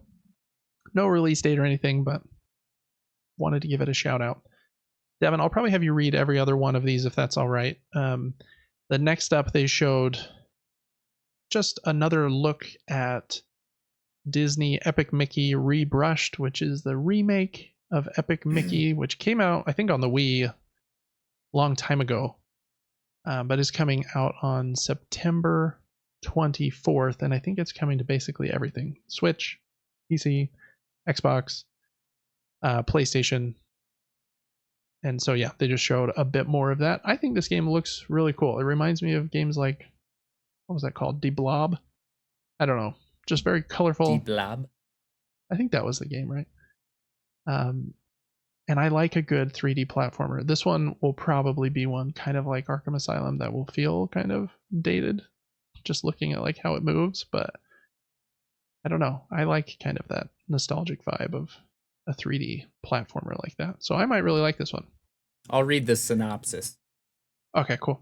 Embark on a magical journey in Disney Epic Mickey. Rebrushed. Shape your adventure with the stroke of a brush and transform wasteland as Mickey Mouse in this beautifully recreated 3D platformer. Ooh. Maybe it'll be good. Like I don't know. Yeah, I don't know either. I didn't play the original, but I remember thinking it looked cool. Kind of has this like Toontown vibe, but then like creepy Toontown vibe as well. Like it would fit in Disneyland. But then maybe at like 11 o'clock, like the zombies come out or something. I don't know. I think it looks pretty cool. All right, next up, they showed a announcement for Wreckfest 2, which I think is just kind of a racing, kind of destruction derby style game. The synopsis here says Wreckfest 2 is coming to PC, PlayStation 5, and Xbox Series X and S, featuring a completely overhauled physics engine for even more realistic destruction, fully customizable cars that you can share with other players, and revamped game modes, including a brand new split screen mode. I do think that Chrome hates us today. I do think Wreckfest was pretty popular. I think it was free on PlayStation Plus a few months ago, maybe like a year ago. So if you enjoy a crazy zany racing game, I think that's kind of what that is. But it kind of like realistic graphics with destruction and stuff. So anyways, that is Wreckfest 2. All right, next up is Titan Quest 2. And I don't know a ton about this one other than it looks a lot like a Diablo clone to me. It's coming to PC, Xbox, and PlayStation. And Devin, I'll let you take this one away. Yeah, I know nothing about this, so I'm going to read from our document. Yeah, Here we go. That's perfect. Create your hero and modify your abilities to come up with unique builds. Wield weapons of legend and battle mythical monsters. Grow your powers from those of a young mortal to a hero to rival the gods themselves. Kind of generic video game blurb. Yeah, I don't know. Hopefully it would be cool. It visually looks like it could be okay. I'm surprised there's no mention of multiplayer like in that blurb, because I feel like multiplayer in games that have this like perspective, like Diablo, for example, is like where most people love them. If this is a single player only one, it'd have to be probably really excellent, or I feel like people will overlook it. So we talked I do about appreciate how it's not so zoomed out. Some top-down games are so zoomed out that the characters are tiny. Okay, it's kind of tiny right there. But back to Baldur's Gate 2, it seemed like sometimes you were a little bigger. You could see a little more detail, and I liked that. Yeah, I agree. Even if that was just like a a setting that you could change. I think that would be a good change. So yeah, if you like games like that, that is Titan Quest 2. Okay, next up is a remake of a game called Gothic. It's coming to PC, PlayStation, and Xbox. The original Gothic came out in 2001, and this remake is being done in Unreal Engine 5. So I hope that those two things can mix well, like Unreal Engine 5 trying to fit kind of with gameplay mechanisms from a game that came out 23 years ago, but hopefully they can kind of clean that up. The blurb here is, quote, dive into a living world and experience one of the most immersive atmospheres you'll ever see in a video game. Learn how your choices affect the story and even the entire fate of the colony. Welcome to the world of Gothic. Welcome to the colony. There wasn't very much in that blurb, to be honest, but to be honest, I think it kind of looks like Skyrim, but before Skyrim and budget Skyrim. So I don't know. Maybe it'd be great. Gothic has had quite a few games. I think there was Gothic 1, 2, and 3, and some spin-offs. So I think it's a series that somehow I have not really ever heard of or played. But who knows? Maybe with this remake, it'll be the best thing on earth. All right, next up is expansion for a hunting game, and I think this is the most popular hunting game right now. It's called Way of the Hunter, and this was like a surprise release, like, yay, the expansion's out now, go get it. It's out now on PC, Xbox, and PlayStation. It's called the Lintukotu Reserve DLC. Devin, I'm going to read this one so that you can read the next one, because I think you'll be more excited about that one when we get there in a sec. Explore the enchanting beauty of Lintukoto Reserve, from winding rivers to dense forests, and encounter a variety of unique wildlife like the lynx and the Arctic fox. I think it's supposed to be kind of like a hunting simulation where you do all the hunting things. I'm not a hunter, so I don't know what all of those hunting things necessarily entail, but it looks pretty. My brother-in-law, who is a humongous hunter, this is one of the only video games that I've talked to him about because I know he plays it. So you've got an endorsement from one hunter and an I don't know from me, but I think it looks cool. A lot of like those Cabela's games that we sometimes used to play as kids looked really rough, even though they were kind of fun, like just plowing through the woods on a four-wheeler and like scaring all the bears was basically all I did. But I don't know. It looks pretty solid, at least visually. Okay, two more here from this presentation from THQ Nordic. Next one is a teaser for a longer reveal that will happen at Gamescom. This is a teaser. I mixed two words. A teaser from Tarsier Studios. Tarsier is a company I really like. They made Little Big Planet Vita. And then they also made Little Nightmares 1 and 2. And so as far as like horror games are concerned, this is a very much a team that I really like. So this is a very short teaser, only a little bit is shown, but Devin, I'll let you take that one away. They're coming. From the creators of Little Nightmares 1 and 2 comes an entirely new vision, unlike anything you've seen before. Find out more at Gamescom opening night live Tuesday, August 20th. Nice.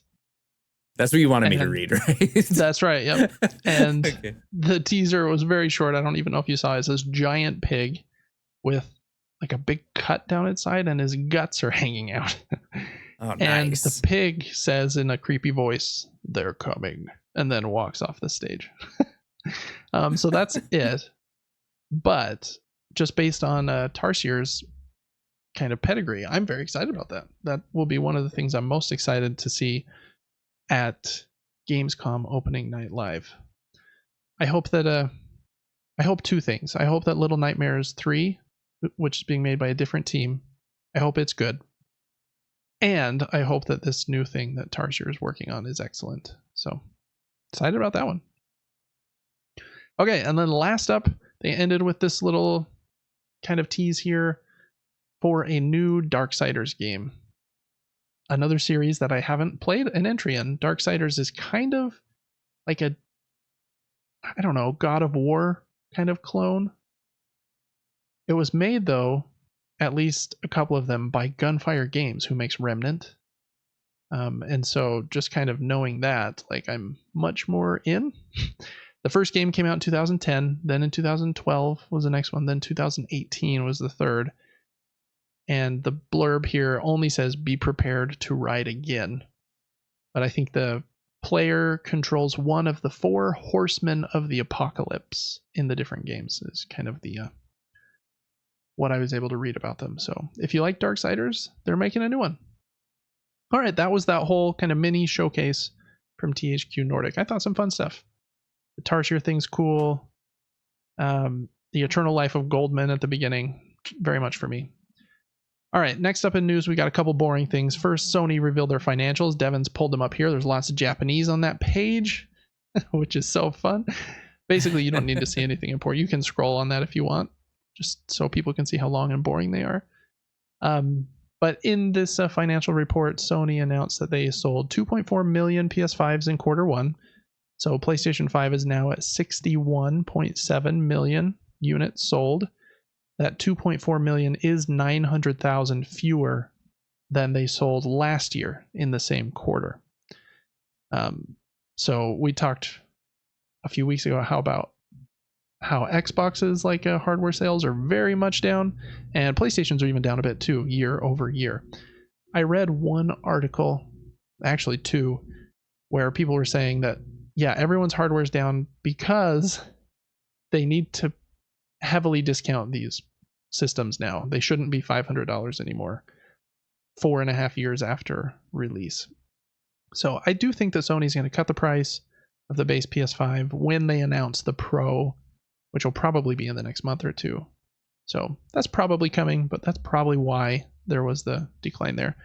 They did say that PlayStation Plus is continuing to do very well, and because of kind of that growth and software growth, that they revised their forecasts and upped their sales and operating income forecast by 3%. So mostly good, just a hardware thing, probably because of price and stuff.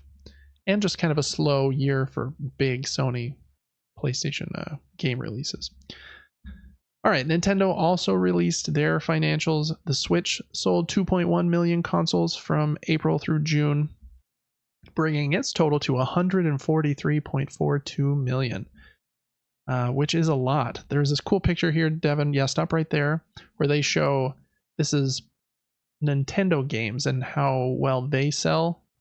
And you can see last year just how big of a chunk Zelda Tears of the Kingdom was of all of their sales, like more than half of all of the Nintendo games that they sold, which makes sense. It was their one big game of last year, but I'm sure there were some other ones. But anyways, I thought that was a funny image. And then at 143 million for the Switch, there's only 2 other consoles that have ever sold better, even if you're including handhelds. So that's the PlayStation 2 is the only home console that's ever sold better, and then the DS is the handheld that sold better. So the DS is at 154 million units. So about, if they get 11 million, they'll be 500,000 above the DS. Do you think it's just because the DS is cheaper that it wins? Yeah, in this? I think that helped. I think the DS had a lot of different versions too. There was the original DS, then the DS Lite that I think had a backlit screen, and then I think there was what was it called? Like a DS Slim. I don't think that was the correct term for it, but like a slimmer, smaller version. So I think people bought multiple, again, because they were pretty cheap, like 150, $200 or whatever they were. So we bought one for all of our kids, and there's a new version. We bought one for all of our kids again. Switch is kind of enjoying that too, where there's the Switch and then what do they call the other one? The Switch Lite that doesn't have the removable controllers and can't be docked. And then there's the OLED version. So I think they're kind of seeing a little bit with the Switch as well. But yeah, this thing's a powerhouse. It's crazy. Sold so many units, but just wanted to give that A shout out to some boring financials to and those were kind of just some of the highlights there. All right, a couple things on Fortnite, which is my favorite thing to talk about. Not really, but Fortnite is having a crossover with Fall Guys, which is kind of fun on the 15th. This looks amazing. Look at this. Yeah, that picture is funny. You can be the big bean guy, and in like all of their marketing, they're just really going heavy on the bean thing. It's like, I don't know, it's kind of silly, but lots of cosmetics. Temporary mini game has been added too, which I thought was fun. I'm going to quote this article from Push Square. Quote, detailed by IGN, when firing up a round of standard Fortnite Battle Royale, players can head on over to classy courts, search for bean idols, and be beamed into the sky for a challenging obstacle course. Completing these trials in record time will award punters with gear to take back to the base game, with better times resulting in better loot. You'll have 3 attempts each run with a 120-second time limit each, so there's no time to waste. So it's just kind of incorporating those Fall Guys mini games, and then you get some loot if you did good, and then you hop back down and shoot some people. Kind of a funny mashup. I think that mini game is only going to be in the game for like a week, till like the 18th. Maybe that's 10 days or something, but so a pretty short little collaboration. They have so many like crossovers and stuff. It's probably hard to give each one more than a week or two, though. Anyways, the other Fortnite bit of news here is that they're making a change. I don't even think I had a link here, Devin, so you can probably just leave it there. Epic is making a change to the Battle Pass reward system. They're changing some verbiage, and now anything that was exclusive to Fortnite's Battle Passes can rotate into the item shop as long as at least 18 months has passed since that Battle Pass expired. So they said, quote, at least 18 months after a Battle Pass expires, any type of item from the Battle Pass may be added in the shop for purchase. These include outfits, back blings, pickaxes, emotes, instruments, decals, wraps, loading screens, banner icons, and more. Probably smart. I don't know how like the player base will feel about that if I grinded. Is that the right past tense of to grind? I ground. If I grinded 200 hours in Fortnite and got to level 100 or whatever and got, I don't know, the pink Mandalorian skin and nobody else has it, and then 18 months later all my friends can just buy it. I don't know. It's kind of a weird shakeup they're doing. Probably smart. They'll probably make more money because some of those really exclusive, like sought after things will now be purchasable from time to time.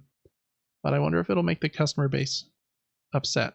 I am very much not one of the customer base people, so I don't know. But I'm guessing if you read forums or talk to other Fortnite players, they would tell you. What's your opinion on that change, Devin? Good or bad? I think it's good for Fortnite. When I was playing it, we would get excited for the shop and always let down because they just recycled the same things over and over. You'd see similar items. So this will add a huge variety of things. So it's probably a money move, like you said. I think they'll make a ton of money from this. And I don't think they're really worried about a couple players being butthurt. They're going to be like, we get it, but you need to get what we're doing too. I wonder if there would be like a way where they could put some little note on someone's item if they'd earned it during the battle pass versus purchasing it. Like they put like a little star by like the item in your inventory. That's a great idea. You should submit that and get paid for that idea. Yeah, copyright, trademark, all the things Epic. You owe me 1% of everything that is made with a star on it. Anyways, so if you like Fortnite, there's a couple things. I think the Fall Guys crossover is kind of funny. Okay, a couple small things. The excellent roguelite card game Balatro has announced that they sold 2 million copies. I'm pretty sure that was made by a single guy. So, congrats to the multi-millionaire. Happy for you. Wish I was you some days. Excellent game, though. He deserves it. Or she. I don't know. Whoever made it deserves it. So yeah, they announced that. They also announced in that kind of update that they're going to have 3 fun announcements this year. The first one is that Balatro is getting its first free update sometime next year. Well, that'll be cool. I don't think the game has had like a big gameplay change update.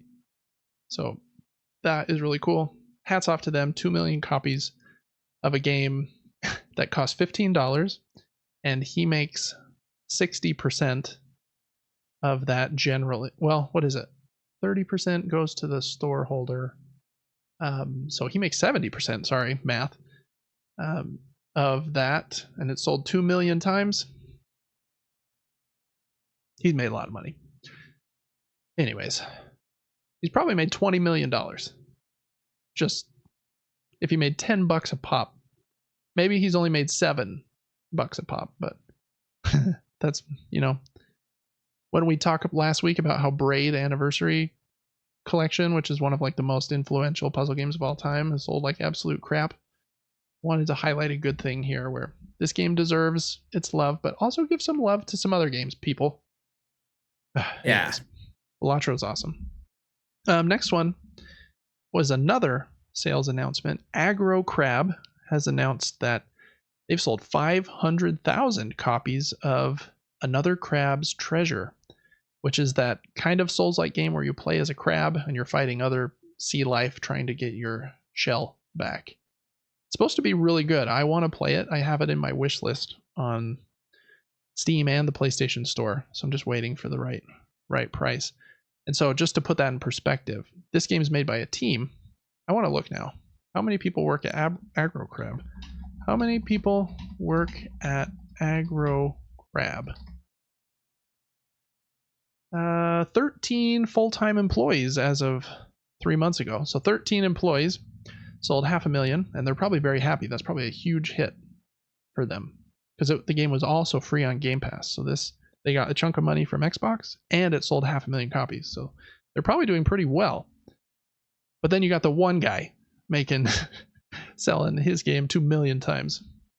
Just crazy how volatile and kind of timing and luck based a lot of these things can be. But wanted to give a shout out to that game because I do want to play it. All right, and then last up, man, my face is itchy, so sorry if you hear scratching. 2 little movie and TV show bits of news. HBO released a 25-second teaser for The Last of Us Season 2. Looks absolutely excellent. Very much like visually looks exactly like it should. Like every shot.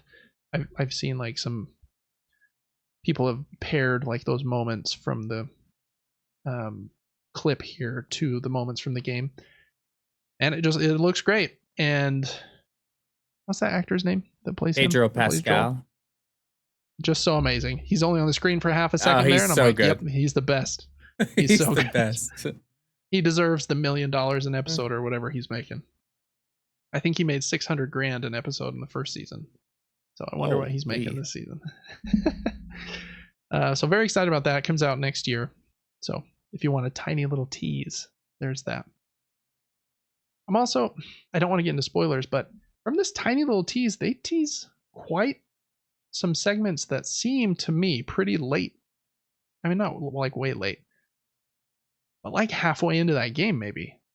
I thought that this second game was going to take quite a few seasons for them to unravel. So now I'm like rethinking, when is this going to happen? When's that going to happen? When is this thing going to happen? I don't even know anymore. Who knows? All right. Last up, filming has officially started on the Until Dawn movie. I think it's being done by PlayStation Productions, who has done a pretty good job so far with the Twisted Metal TV show, Uncharted, obviously The Last of Us that we just talked about in collaboration with HBO. So this might be excellent as well. It's being directed by the director of Lights Out. And I think he directed something else that was big too, but I can't remember what it was. He recently told The Hollywood Reporter, quote, capturing the essence of the game, but with new characters, which I think is cool. This movie, Until Dawn, serves as a great standalone introduction to the world for the newcomer, as well as offers something new that the fans of the game will enjoy. I think that's a cool way to do it. That kind of takes the essence of the game, but as new characters. I even hope that the villain kind of the creatures in the game are different, or in the movie, excuse me.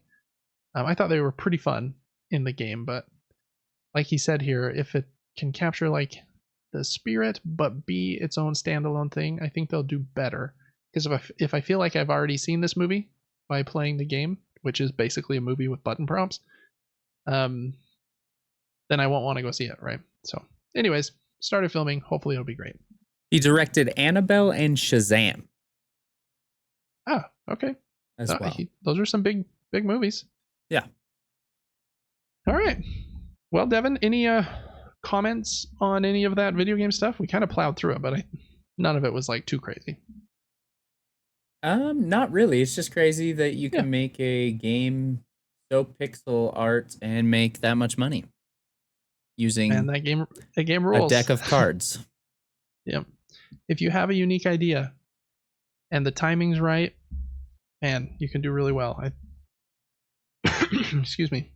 I think of the guy that made Stardew Valley all by himself, and he just, he hit at the right time, just kind of started like the cozy farming simulator game kind of phase that like everybody wants to copy now. I wonder how many that has sold. Stardew Valley sales. It sold 30 million copies, so can't even imagine how much money that guy's made. That's nuts. Oh man. Congrats to these people though, because it's very tricky and almost impossible, and the odds are not in your favor to find success like in the video game industry, just based on the number of games coming out, that people only have a limited amount of time. Like, is my game good enough to pull someone away from Call of Duty or to pull someone away from Fortnite? Like, your game's got to be excellent. And so it makes me happy when people do find success, but it's brutal out there. All right, last up today, we're going to go over board game crowdfunding corner, and kind of a smaller one this week. We've got 5 games here that we're going to go over, all of which end in the next like 10 to 14 days. That way you've got just enough time to kind of research them and decide if you want to back them or not. First one here is called Winds of Numasera, the board game. It's based on a graphic novel that is published by Dark Horse Comics. And in this game, you play as one of 4 different factions.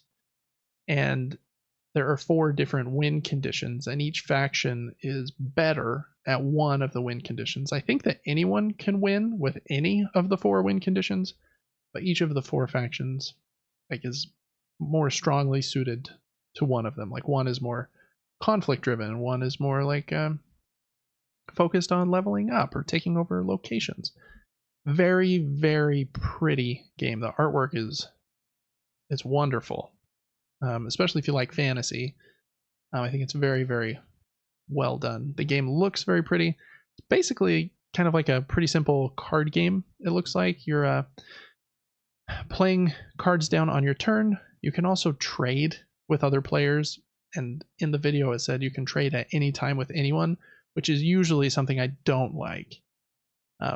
I like a little more structure and rules around when I can trade and negotiate with people, because just one kind of more bombastic personality can kind of take over that scenario. But that can just kind of incentivize you to step up your kind of boldness A game too. So it's not always bad. It has some really great previews here, cool pieces. The base game I think is like $50 and includes like everything you need to play, all the cards and the board and cardboard coins and stuff. And so I think that's a pretty good price. I do get really frustrated with some of these. You get the game $10 off if you backed in the first 3 days, which is well past now. And so just because I back it later, like I have to pay $59 instead of $49 now if I want to back it, which is kind of a bad feeling. I do think that like Kickstarter projects, the first like few days are very important, kind of set the trajectory for like how much they're going to make the rest of the time. So that's why they do it. But man, that seems like a disincentive, at least to me, as if I'm gonna back it after that point. So I don't know. It's kind of a weird strategy, in my opinion, that some of them employ. Yeah, game looks very, very cool. You can win by either defeating 3 of your opponent's leaders, by controlling 4 locations, by leveling up kind of your faction, I think like 4 or 5 times. There was a 4th one. It might be related to having a ton of money or something.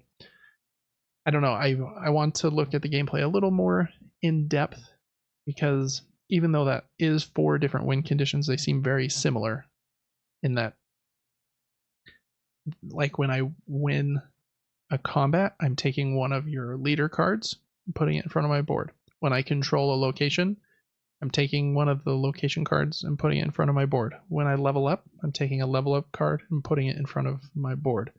So I hope that those different things feel different enough when you're playing. But it seems to be doing pretty well. It's got almost 1,200 backers with 8 days to go, 130 grand. And like I mentioned, very, very pretty art. Ends on the 16th, so next Friday. Okay, next up is kind of a bundle where you can get all these items separately, but a bundle of 3 different games called Dungeon Days, Pirate Days, and Space Days. And I think it's being published by a couple of different companies. One of them is Zatu Games, which I think is in England. I've actually purchased 1 game from them because it wasn't available in America, and they shipped it overseas for me. But these are small card games where you're playing. You have like 7 cards in front of you that represent the days of the week, I think Sunday through Saturday. And then you're trying to fill those 7 days with the best cards. And those cards will either be pirates or aliens or whatever the third set was. And whoever gets the most points by doing that wins. The cool thing here is the individual decks are pretty cheap. I think they're like $7 or $8 for one of those boxes. And you can actually combine them. You can buy multiple decks to play with more than 2 players, or you can combine them and you play with the alien deck and I play with the space deck. Seems like a very kind of simple, kind of fledgling little initiative here, but I thought it looked intriguing, at least in its idea. And 5 to 15 minute playtime, I don't know, it could be pretty solid. It might be too simplistic, but I thought it was worth showcasing at least for a moment. So that is Dungeon, Pirate, and Space Days, which they say are 3 easy coffee table games. Okay, next up is a game called Food for Thought, being published by Grail Games. And this game was designed by a dietitian. So it's kind of unique in that it tries to kind of focus on healthy habits. And so I think some of the things you do in the game are you collect recipes, you put resources, you put food in your fridge, and then like every day that food will start to get more and more stale based on what type it is, if it's a vegetable or meat or a dairy. Then you can like do yoga or exercise, and you're like doing things, and whoever has the like healthiest body at the end of the game wins. Kind of a unique idea, but the even though it has that theme on top of it, the gameplay is supposed to be pretty solid. I know the Dice Tower liked it. They gave it a seal of approval. And I like the way that the board looks, where you're managing the stuff on your plate and on your in your fridge. And it has 2 different versions. You've got like the $35 version, or you can upgrade to the $48 version that comes with, instead of cardboard tokens, it has 436 wooden tokens that represent the different like foods, vegetables, and stuff. So that seems like a pretty good price. You do have, this game is being published by Grail Games, who I think does really good stuff. I'm getting another one of their games called Snowcrest, and it looks awesome. Since they're in Australia, shipping sometimes is a little high for them. I mean, the games are coming from China, so I don't know. It's just what it is. So maybe I'm incorrectly assessing shipping there. Shipping is expensive for all Kickstarters, but so you got to keep that in mind. But I think that one looks really, really cool, and I like the kind of design philosophy. Unique idea with trying to make like a health related game. So that is Food for Thought by Grail Games. Next up is Pizza Chef, the next generation. This one ends on the 23rd. So what's that, about 16 days from now? And in this game, you are trying to be the best pizza chef. And how you'll do that is you'll get, I think, different orders for pizza. And then you have to take ingredients to make those pizzas. And the way you can do that is there's this set of 9 different columns of ingredients they're in a 3x3 grid, kind of like a tic-tac-toe Sudoku shape. And you can take ingredients that are in a single column or a single row or in the diagonal if the color or the ingredient type is matching. And so there's a bit of like timing when you take the right ingredients from that ingredient stack and which ingredients can be taken together based on the color of the background behind them. Game looks, again, a little indie.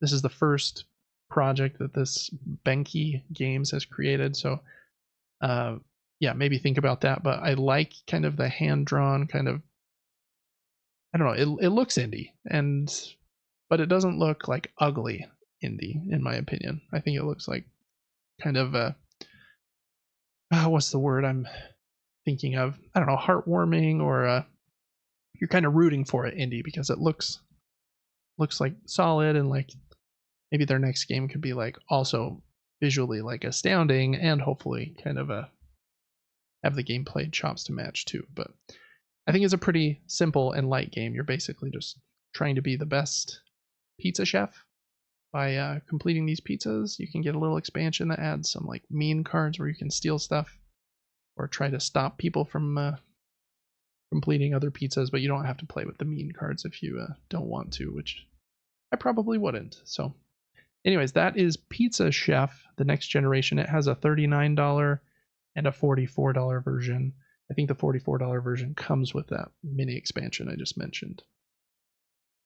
All right, and last up for this week is Reign of the Onyx King. This is a standalone sequel to an earlier game, which I can't remember the name of.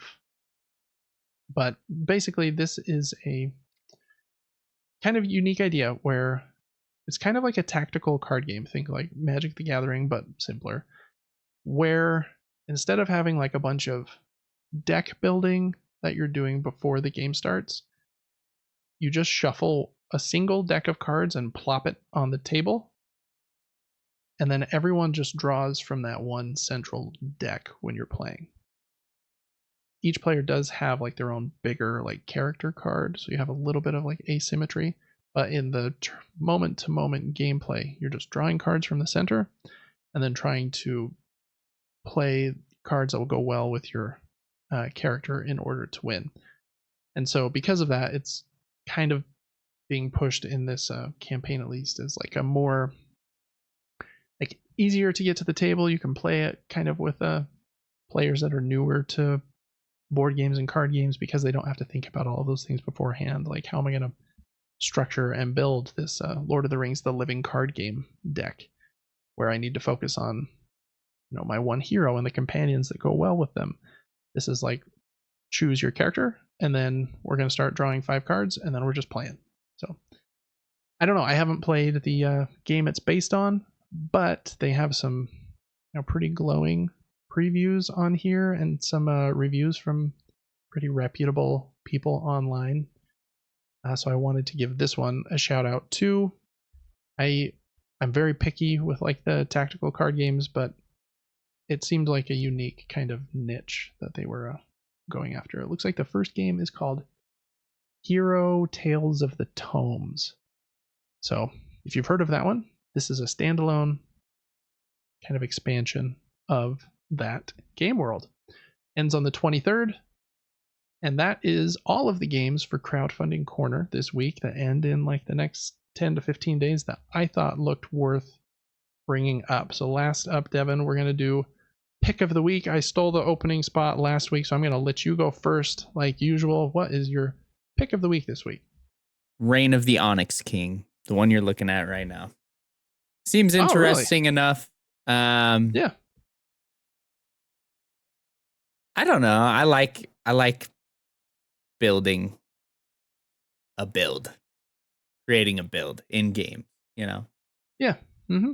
And yeah, I this is feel kind of like, a simpler version of something like that, but yeah, I can kind see of how you would like catch that. on to how to actually make a build and what could potentially work really well with a certain character type, that type of thing. Yeah.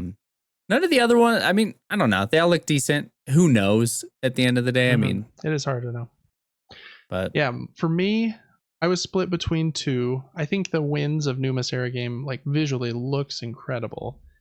I just would need to do a bit more research on the gameplay and see if it feels like the trading and negotiation is safe and nerfed enough that I would enjoy it, and that the different win conditions seem like fun and different as opposed to, oh, we're all just kind of doing the same thing, just slightly differently. So, little bit to look into there. So, my pick of the week will probably be Food for Thought.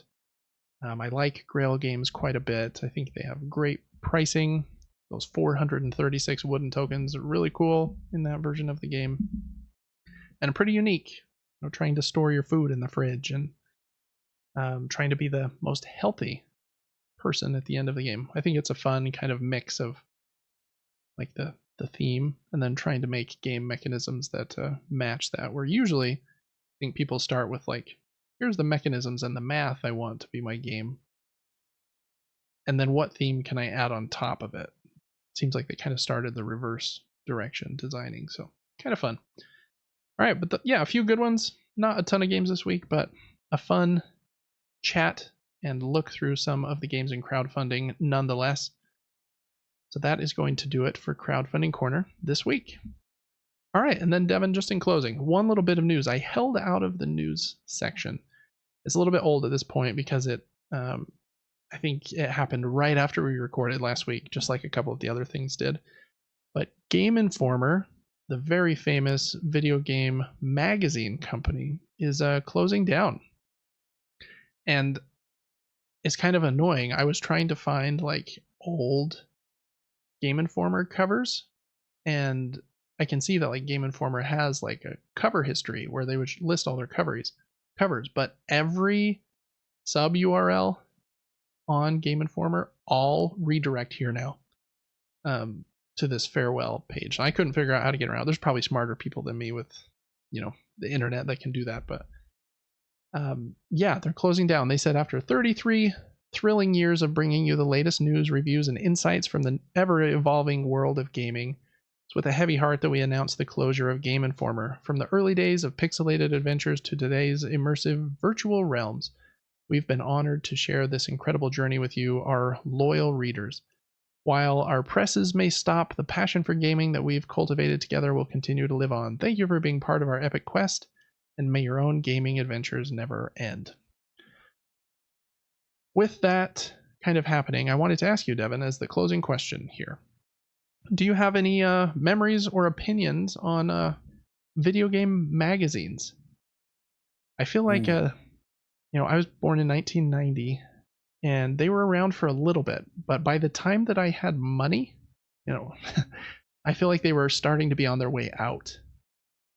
So I feel like I just slightly missed the buzz with video game magazines. And so we didn't really have many like in the house. The only one I can remember, and I think I bought it when I was like 16 or something, or we maybe even got it from a cousin. I remember one that had Super Mario Galaxy as like a featured article. It may have been on the cover too, but it was the like big featured article like 6 months before Super Mario Galaxy came out. And that's like the biggest gaming magazine memory that I have, was being obsessed with that magazine and like, wow, this Mario game's gonna be in space? Like, that's crazy. And that, to this day, is probably my favorite Mario game ever. I love Super Mario Galaxy. And I wonder if it has to do with like all that pre-hype I had from reading that magazine like 25 times. But I remember skimming some others whenever there was one present. I was like, oh man, these are so cool. But I never had like a subscription to one. Didn't like go buy them every month when they came out. So I don't have a ton of memories with them other than that one specific one with a Super Mario Galaxy. Devin, you're a year and a half younger than me, so you might have had the same experience with them kind of being on the way out by the time you had money. But any memories or anything with video game magazines? I wanted to have a really great story to tell you in this closing moment, but no. Yeah. My memory's bad as it is, and I don't know. I feel like maybe at one point I almost subscribed to some yearly magazine subscription that would drop one every month. Yeah. But I don't even know if it was for gaming. Maybe it was for like BMX biking or something. I don't know. But I like magazines. I think they're cool. I think comic books are cool, yet I've never owned any. Like, yeah. It's just a cool thing. I agree. I always thought they were really cool. But then at the same time, I was always like, where did these people get these? Why is this in the dentist's office? Where did they get them? I feel like I didn't see them like when I was at the store or anything. Maybe I just didn't go to GameStop enough because I think that did GameStop do Game Informer or do they have their own different one? I think that they did Game Informer. So yeah, I don't know. I don't have a ton of memories with them either, but shout out to them. Been kind of a staple, most important video game magazine. 33 years. I think that games that had their cover on Game Informer, that was a big deal for a long time. Like you would get a lot of buzz and you had to pay a lot of money, I think, to have your game be on the cover. And see Super Mario Wonder is on this cover screen here as one of the more recent games, which is an absolutely excellent game. I need to get back to that and finish it. But yeah, so that is a sad day. Lots of things closing down now. We just talked about Ready at Dawn and Game Informer, Dicebreaker with IGN kind of buying a whole bunch of stuff and then shutting it all down. It's crazy.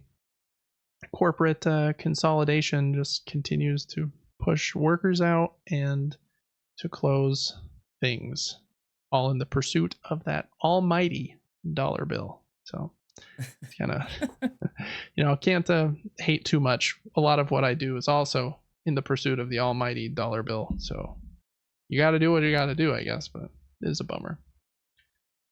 All right, Devin. Well, that's going to do it for episode 19 of the Super Game Brothers podcast. Thanks so much for listening, everyone. We really appreciate you. Make sure to check out our YouTube channels, Super Game Brothers, for video game stuff and gaming top down for board game stuff. Our Patreon at patreon.com/supergamebrothers.